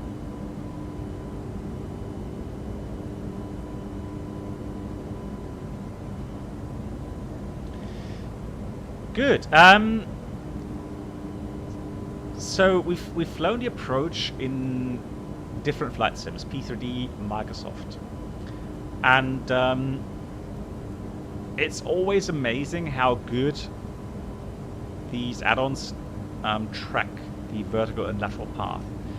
And so one thing you will find as we go into the approach, you will see something called Welcome aboard the Hey buddy, Twitch channel subscriber experience. An optical illusion. Could new subscribers please make your way to the first class cabin, where complimentary drinks, snacks and premium flight entertainment will be served. Thank you. As long as it is not tested and suitable for inverted flight, XP12 is not exciting. Inverted flight. Buddy, my dear friend, thank you so much for 68. Buddy, ich hoffe, dir geht's gut. Ich hoffe, es ist alles gut bei dir. Vielen Dank. 68 months, that's incredible. What a long time. Yeah, so I was just saying that if you look outside, when we come around the corner there, you get a optical illusion where you are pretty much at the height of the terrain to the north of the aircraft, and you look towards the runway, and it looks seriously like you're way too low. But actually you are on path, so yeah. We'll see how X-Plane shows that later. Yeah, you've been here since day one, buddy. I know, it's an amazing, amazing time, isn't it? So, I have to take my calculator right. It's 7 years now almost. So when it comes to autumn, October, it's going to be, yeah, 7 years almost.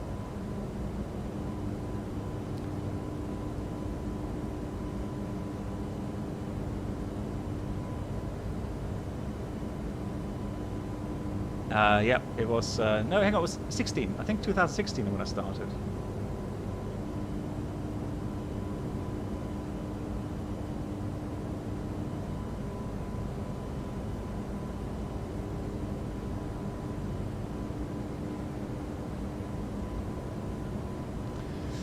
Good, that's that, and we are reaching. I just dropped some frames, sorry guys. Yeah, it looks like I dropped a couple of frames. Should be back to normal now. Damn, you were like 8 years old by then, really? Wow, okay. And you moved to Sweden in 2016. Yeah, time flies, crazy. Well, I don't know, maybe Terrain Ahead or Jason, maybe not for you guys. I remember that when I was younger, time went so slow. Like when I was in school, time just moved so slowly, and now the years are just racing past.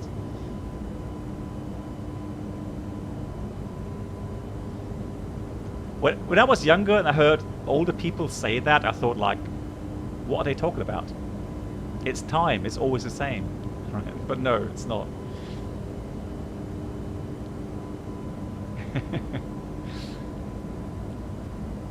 Yeah, Insane Base, thanks for watching. Yeah, there we go. So Buddy confirms that November 2016. Yeah, Buddy. Yeah, that's correct. Yeah, because I switched to YouTube only for a while. Yeah, Arthur, well, you're a very young chick. Yeah, yeah. I mean, you know, yeah. So Arthur, that doesn't apply to you, of course. Yeah.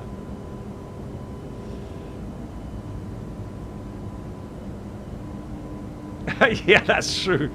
When you're young, everybody above 30 is old. And then suddenly you realize you're going towards 30, and it's like, oh my god, what happened?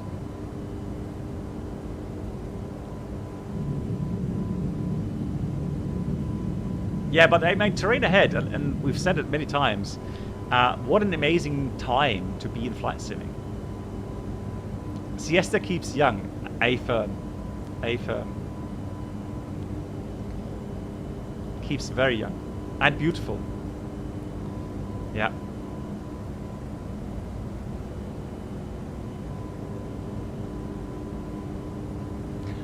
What? You're still so young, buddy? 30?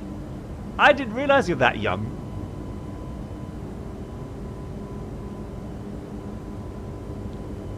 My daughter, my older daughter, is going to be 27 in December.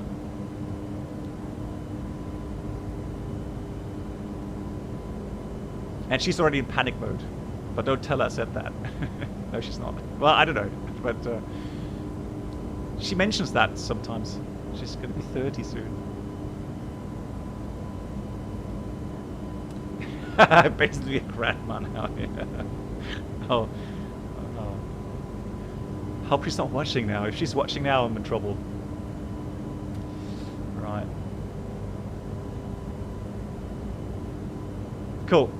We're about to descend here. Let's put this to, let's see, we have to cross 140, 120. So let's put 120 in here. And let's start our descent. So we've got descent out blue 120. Yeah, so, yeah, sometimes she watches the streams. Not very often, but sometimes she'll hop in shortly and so Terrain Ahead, I agree. What I've noticed that as well is that developers, for whatever reason, costs or cost covering, development cost covering, yeah, they are releasing in many cases too soon. And so we all become, you know, beta testers, like it or not. Is she a sub though? I don't think so. I don't know. I have to ask her. I don't think so. I mean, she's, you know, she's a student still, so Oh, that's a good question. Did she consider becoming a pilot? Well, the thing is that both of my daughters never expressed the wish to become a pilot, which is okay. So I'm not really sad about that. My older daughter is thinking about picking up glider flying. So once she's finished studying and you know, got more free time, then she is thinking about getting into glider flying. So she is interested in aviation. That's true. Yeah, train ahead. Yeah, sometimes, you know, either way, you're doing it wrong. Yeah.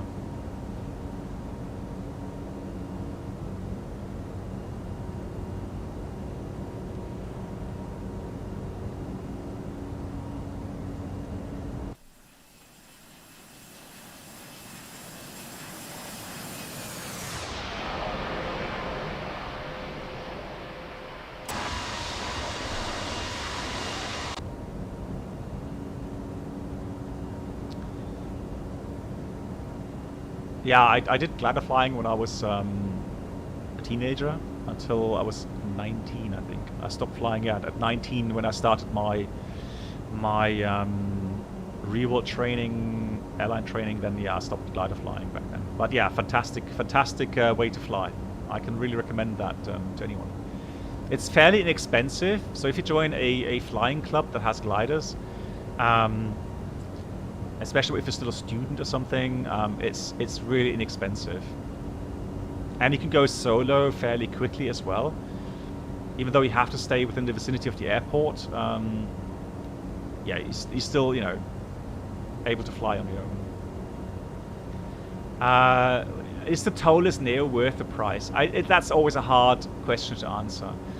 And I think it's the best way to answer is I can only show you what it offers in terms of visuals, sound, systems, and in the end it's you that has to make the call, you know, if it's worth it for you or not. I can't answer that question for everyone.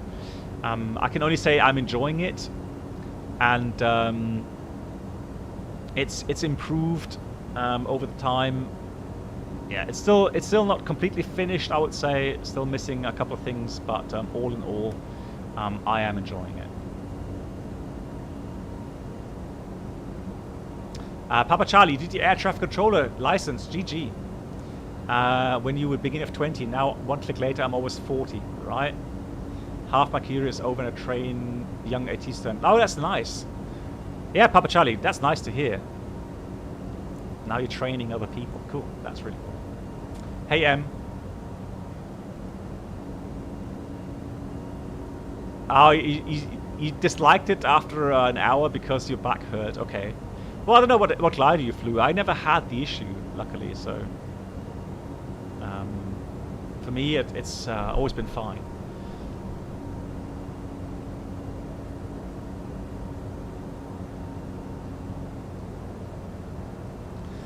Jason says he wants to do PPL at some point. Should I make a glide license beforehand? No, Jason.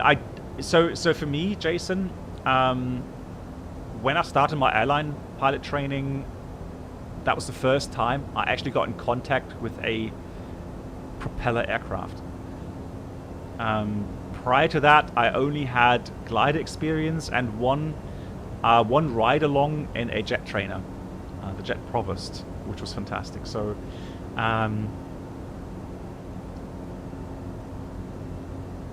but apart from that, I never flew in a prop aircraft, and so I don't think the glider flying helped me, simply because glider flying is so different to powered aircraft flying. Lucky me, yeah, I know. I actually, regarding my my back, never had, knock on wood, never had backache problems, never. I mean, I'm almost 54 now, and I've never had backache problem. Now I do lots of sports. All my life I've done lots of sports, but yeah, there's a lot of luck involved in that as well, so I'm aware of that, and absolutely.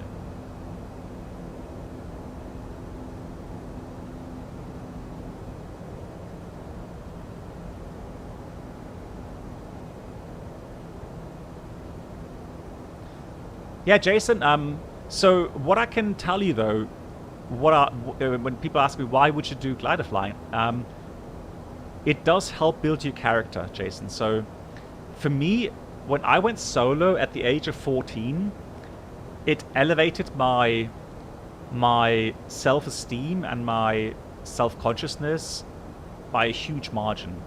And it just you know, being responsible for an aircraft and trying to treat it in a, you know, professional way, professional sense, you know, you have to make sure you do everything according to the books and, you know, don't mess up.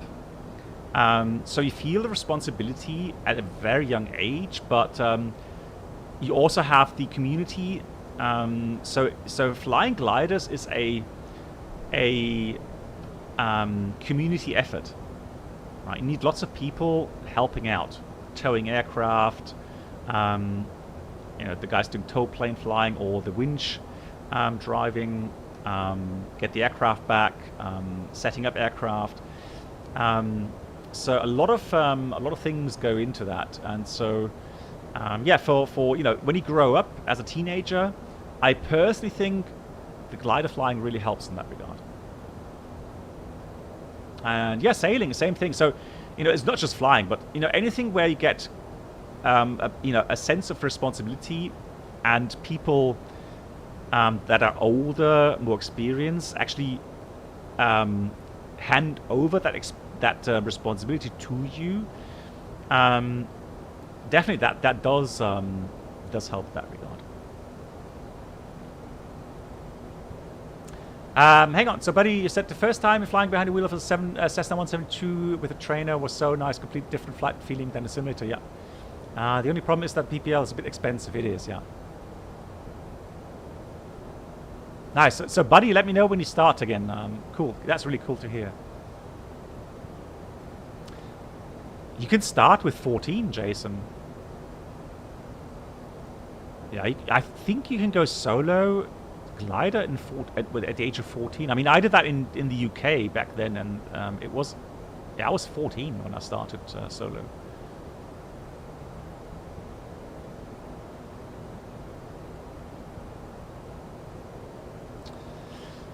Yeah, Papa Charlie says improve social and decision-making skills as well as acting responsible. Yeah, absolutely. Yeah, so Yaroslav, we are trying to join Minintly, one of my mods on the shared flight across the pond. So we're planning to take the A340 from Tolis, shared flight, and we're going to test it on Friday, and if everything goes well, we'll fly on Saturday.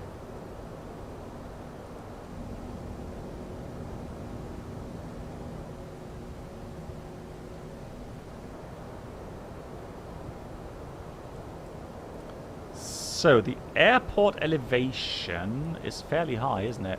Well, 6,000. So 6,000 feet. Let's strap everyone in already. So briefing. On the arrival towards Mike Echo Romeo, we'll fly the RMP 02. We checked all the waypoints. Minimum is Barrow 6,300 feet. Missed approach has been briefed as well. Missed approach altitude is going to be 12,000, or flight level 120. Transition level is 120.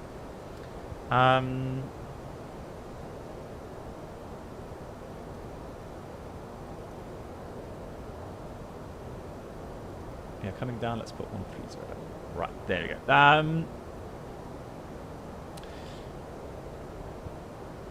Then once we've landed, we're going to have to do a backtrack.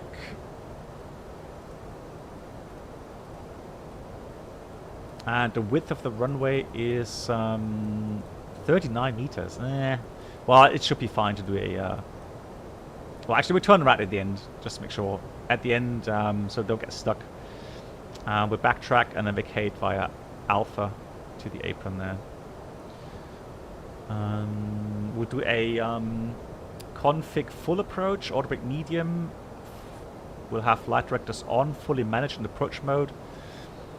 Check RMP 0.15 requirement later on, and full reverse thrust, Stop margin, we set about 400 meters roundabout. Threats, high elevation, shorter runway than usual. A very challenging approach. High terrain, so yeah, lots of threats. Hey, 777, how are you doing? Nice to see you. What sports did you play? So I started out, of course, with football, so soccer, and then I did some swimming for about 2 years, and then in the UK I did lots of athletics. So sprint, 200 meters, 100 meters sprint I did. High jump I was very good at. Basketball, I was team leader at my school back then. Then picked up golf at some point. And yeah, I did lots of running for quite a long time. And then once my knees started to act up a bit, I started cycling now. So at the moment I do lots of cycling. Try to do every, twice, 3 times a week, about a 30-kilometer bike ride. Yeah, trying to keep fit. I do some weight training to help, especially upper body. Yeah, sprint versus German Shepherd. Yeah, these German Shepherds are oof. Cool. We are approaching Mike Echo Romeo. I'm going to start slowing down here. Let me put that to active approach phase.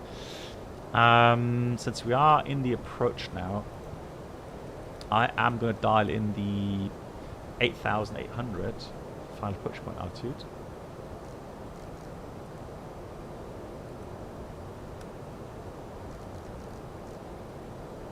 Yeah, I like basketball, yeah. Oh my god, golf stories. Yeah, I've got some golf stories. Right, I'm going to put this to... Yeah, so I've still managed to send out magenta level 100. LDEF, VDEF is in. I am already going to put in required 0.15, so that we get a warning if the estimated accuracy gets above that. Do that on both sides. 0.15. Oh, it wouldn't automatically fill both sides. It doesn't crosstalk that. So, how many track miles do we have? We have 35, and we lose 8,000 feet. Yeah, that's fine. So we're not too bad in that.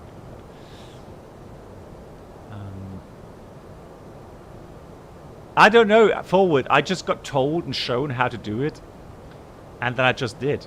And one thing I have very good muscles in the legs. So, the springy muscle type that you need. For some reason, I have that. So I was good in sprints and high jump. And long jump, for that matter. Long jump, really. So long jump, all you need to do is run fast, hit the right point, and then just jump. And then you just jump far. It's weird, but yeah, that works. Joris, hey, funny story from today. I live next to Frankfurt Airport, and with the general structure, there no airliners went in. Oh, yeah. And you saw lots of general aviation. It sounds, you know what, Joris? That sounds a lot like the time when the volcano was active in Iceland, where there was no traffic. TCAS below. Right, temperature 19 plus, so there's no need for anti-ice. Actually, I'm going to put these lights on as well now, so I don't have to reach up later. Cool. Bastos approach. Avianca 711 is flying the RP02 in Bastos.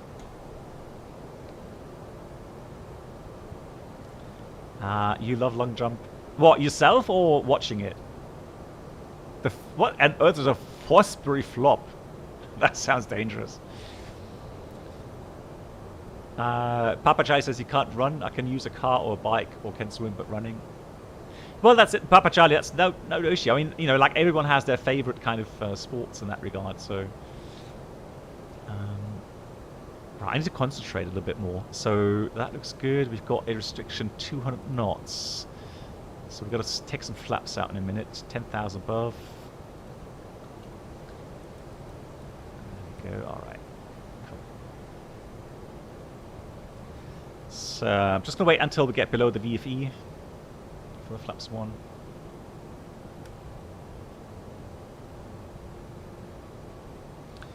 Glide stop with engines idle, decelerating. Do you think speed decreases heuristics and slow? You mean, do you have flaps out? Flaps 1, speed check, flaps 1. At least with the 340. I have not flown the 340 very often. It's got rain here. What? It shouldn't be raining.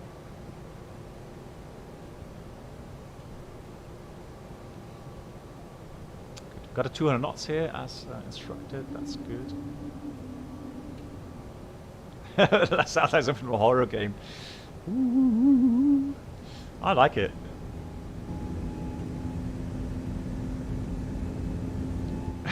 Watching it, I have more slow twitch myself. There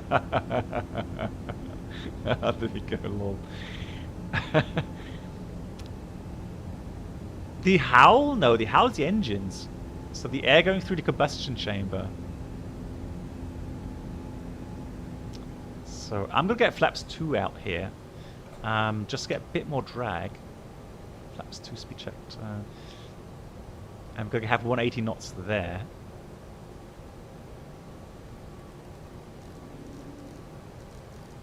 So selected speed 180.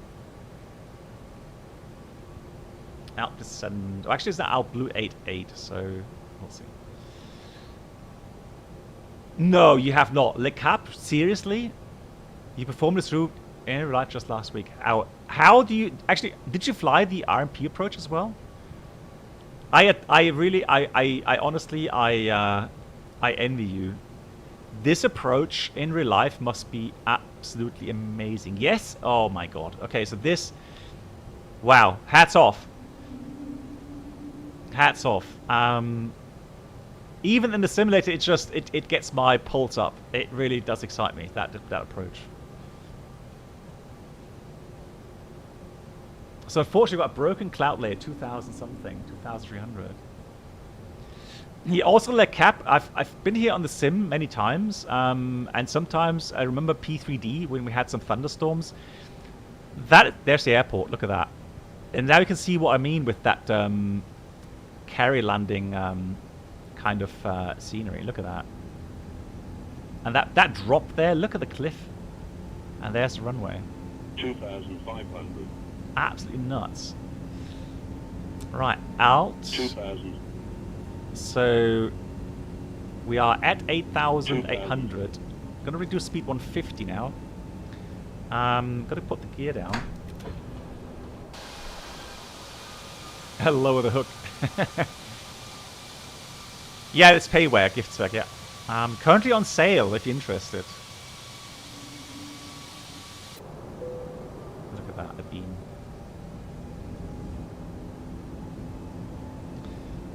Right, approach, final approach. Flaps 3, speed checked, flaps 3, and I am going to go final speed now. Flaps full, speed checked, flaps full. Landing checklist, ECAM, memo, landing, no blue. Right, now we're going to have a look at the terrain, guys, so we can concentrate. So, it's going to follow that 3.2 degree down. And so we have to have the thrust in the system. Going to put the missed approach altitude in here. 120 is set. And you'll see in a minute what I mean. Is it really? You prefer runway 02 instead of 20 due to winds and go around terrain? Okay, interesting. Yeah, I always find this approach so amazing because of the terrain. So you dive in between the valley here and you get that kind of optical illusion when you look to the left. 1,000. 1,000, well, checked, well, yeah. And you get the impression that you're low. Hey, MAN, nice to see you. I hope you're doing well. So 6,000, round about 6,000 is the elevation. Yeah, 6,000. 1,000. So you can see how low we are towards, you know, above the ground.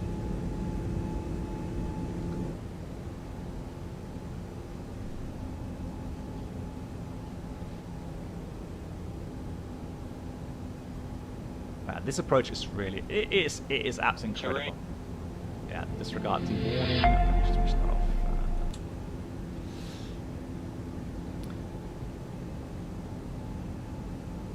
So we still have good accuracy, all good. And now we're coming around the corner, trying to pick up the PARPI lights.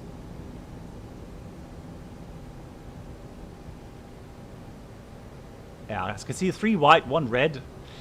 Now, I remember that in Microsoft, or was it P3D, it kind of overshot the final. So let's see how that works here. Now I'm going to put this to manual thrust. Trying to get a feel for the thrust here.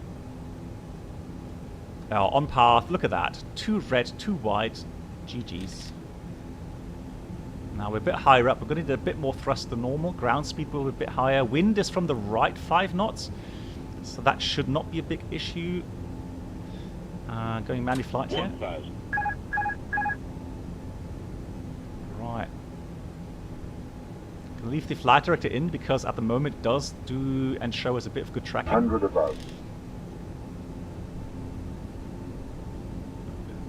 Come on. Minimum. Continue.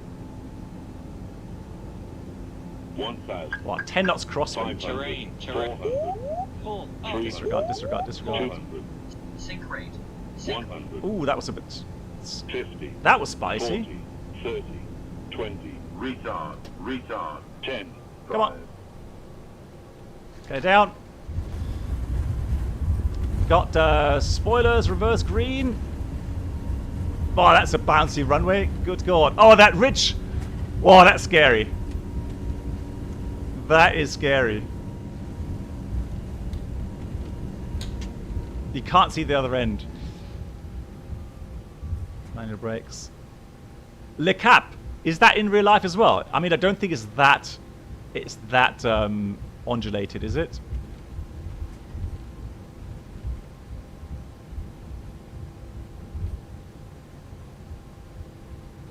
It's an XP bug. Okay, so unfortunately the terrain, so the elevation data seems to be a bit out of norm, but still. Woo. It has a slope, but not that bad. Yeah, I would imagine. Hey, Brenold, wie geht's? Just in time. Yeah, we're just going to turn around here. But again, I'm surprised at the bad FPS I get here in X-Plane. 45, 44 FPS. That should not be the case. But that view here, look at that. That looks beautiful. It seems more fun that way, that's true. So it's kind of weird you touched down. Oh, Le Cap, thank you. That's really kind. Can we show it on stream?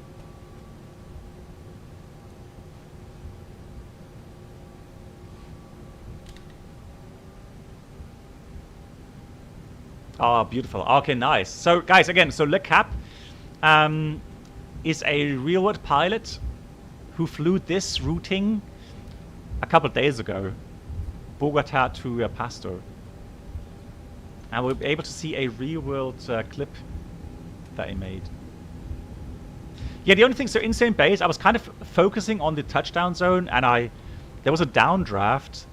That's why I had short-term sync rates. So, I mean, that's kind of borderline, having to go around. So I think if that happens in real life, I would probably slam the thrust levers into toga notch and just go around. Because the margin of error in at this altitude is so small.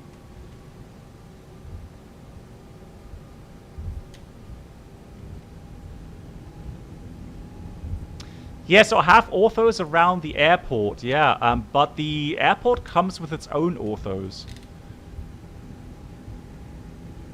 And I would imagine with its own elevation data. I hope so, at least. Yeah, I'll tell you what, I'll try to take out the orthos and then check again the scenery, how it is. What anti-aliasing setting? I can show you that once I've shut down the engines. Yeah, brakes will be hot for sure. You can griddle some steaks on that.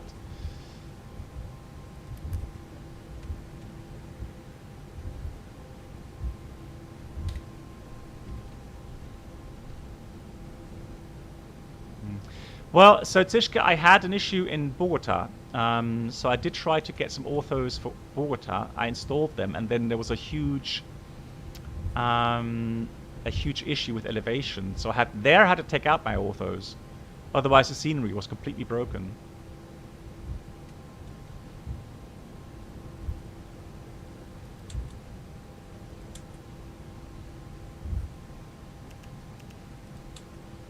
So after landing, so we have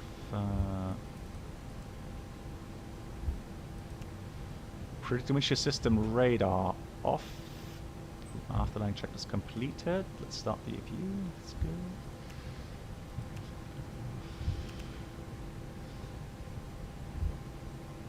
go. You need to adjust the ortho to make the slopes right. Okay. But the thing is, though, Tishka, I thought if you have a scenery mesh that is above the ortho, the normal orthos, then it should be correct, shouldn't it? Because my orthos and the normal mesh is way down below, and the scenery orthos and the scenery mesh is a lot higher up. I have, yes, Lewis. Hey, I think I have been there not too long ago, actually.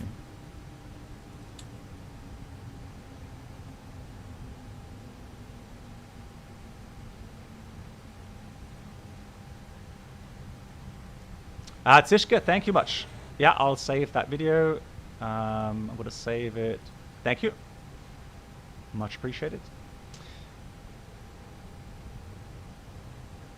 You've been there in real life. Beautiful. Okay. So Le Cap, thank you much for that link.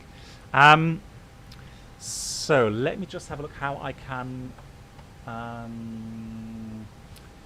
do that without showing the link openly.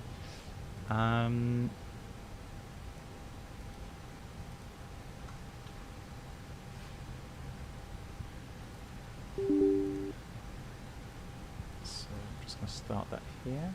Lekep, thank you much. I'll show the video in a minute. Let me just do the rest of the items here.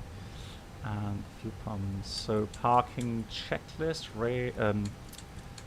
Parking brake is on. So set. Then we have the engines off. Wing lights off. And we'll have a replay in a minute. And the fuel pumps off. So before I get the video, let me just do a quick replay here. We'll switch off that.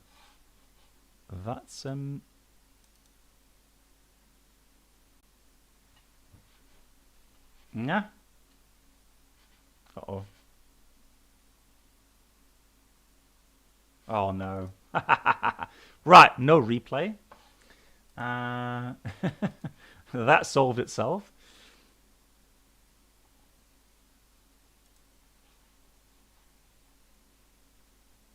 Oh, it says, you know what? It says the video is still being processed, unfortunately.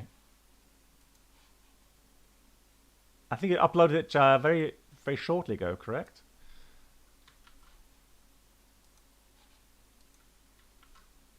Try that again. Yeah.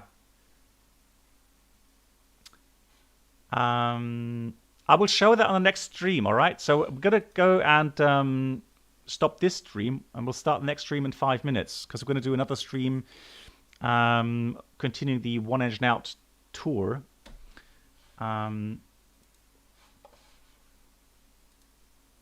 Okay, cool.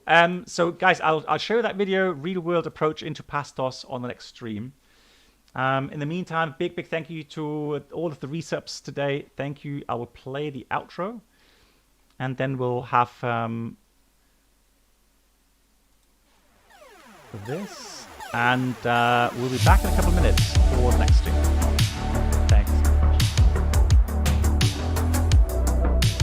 Oh, is it really? So it's a bug in TOLUS. No replay after engine shutdown.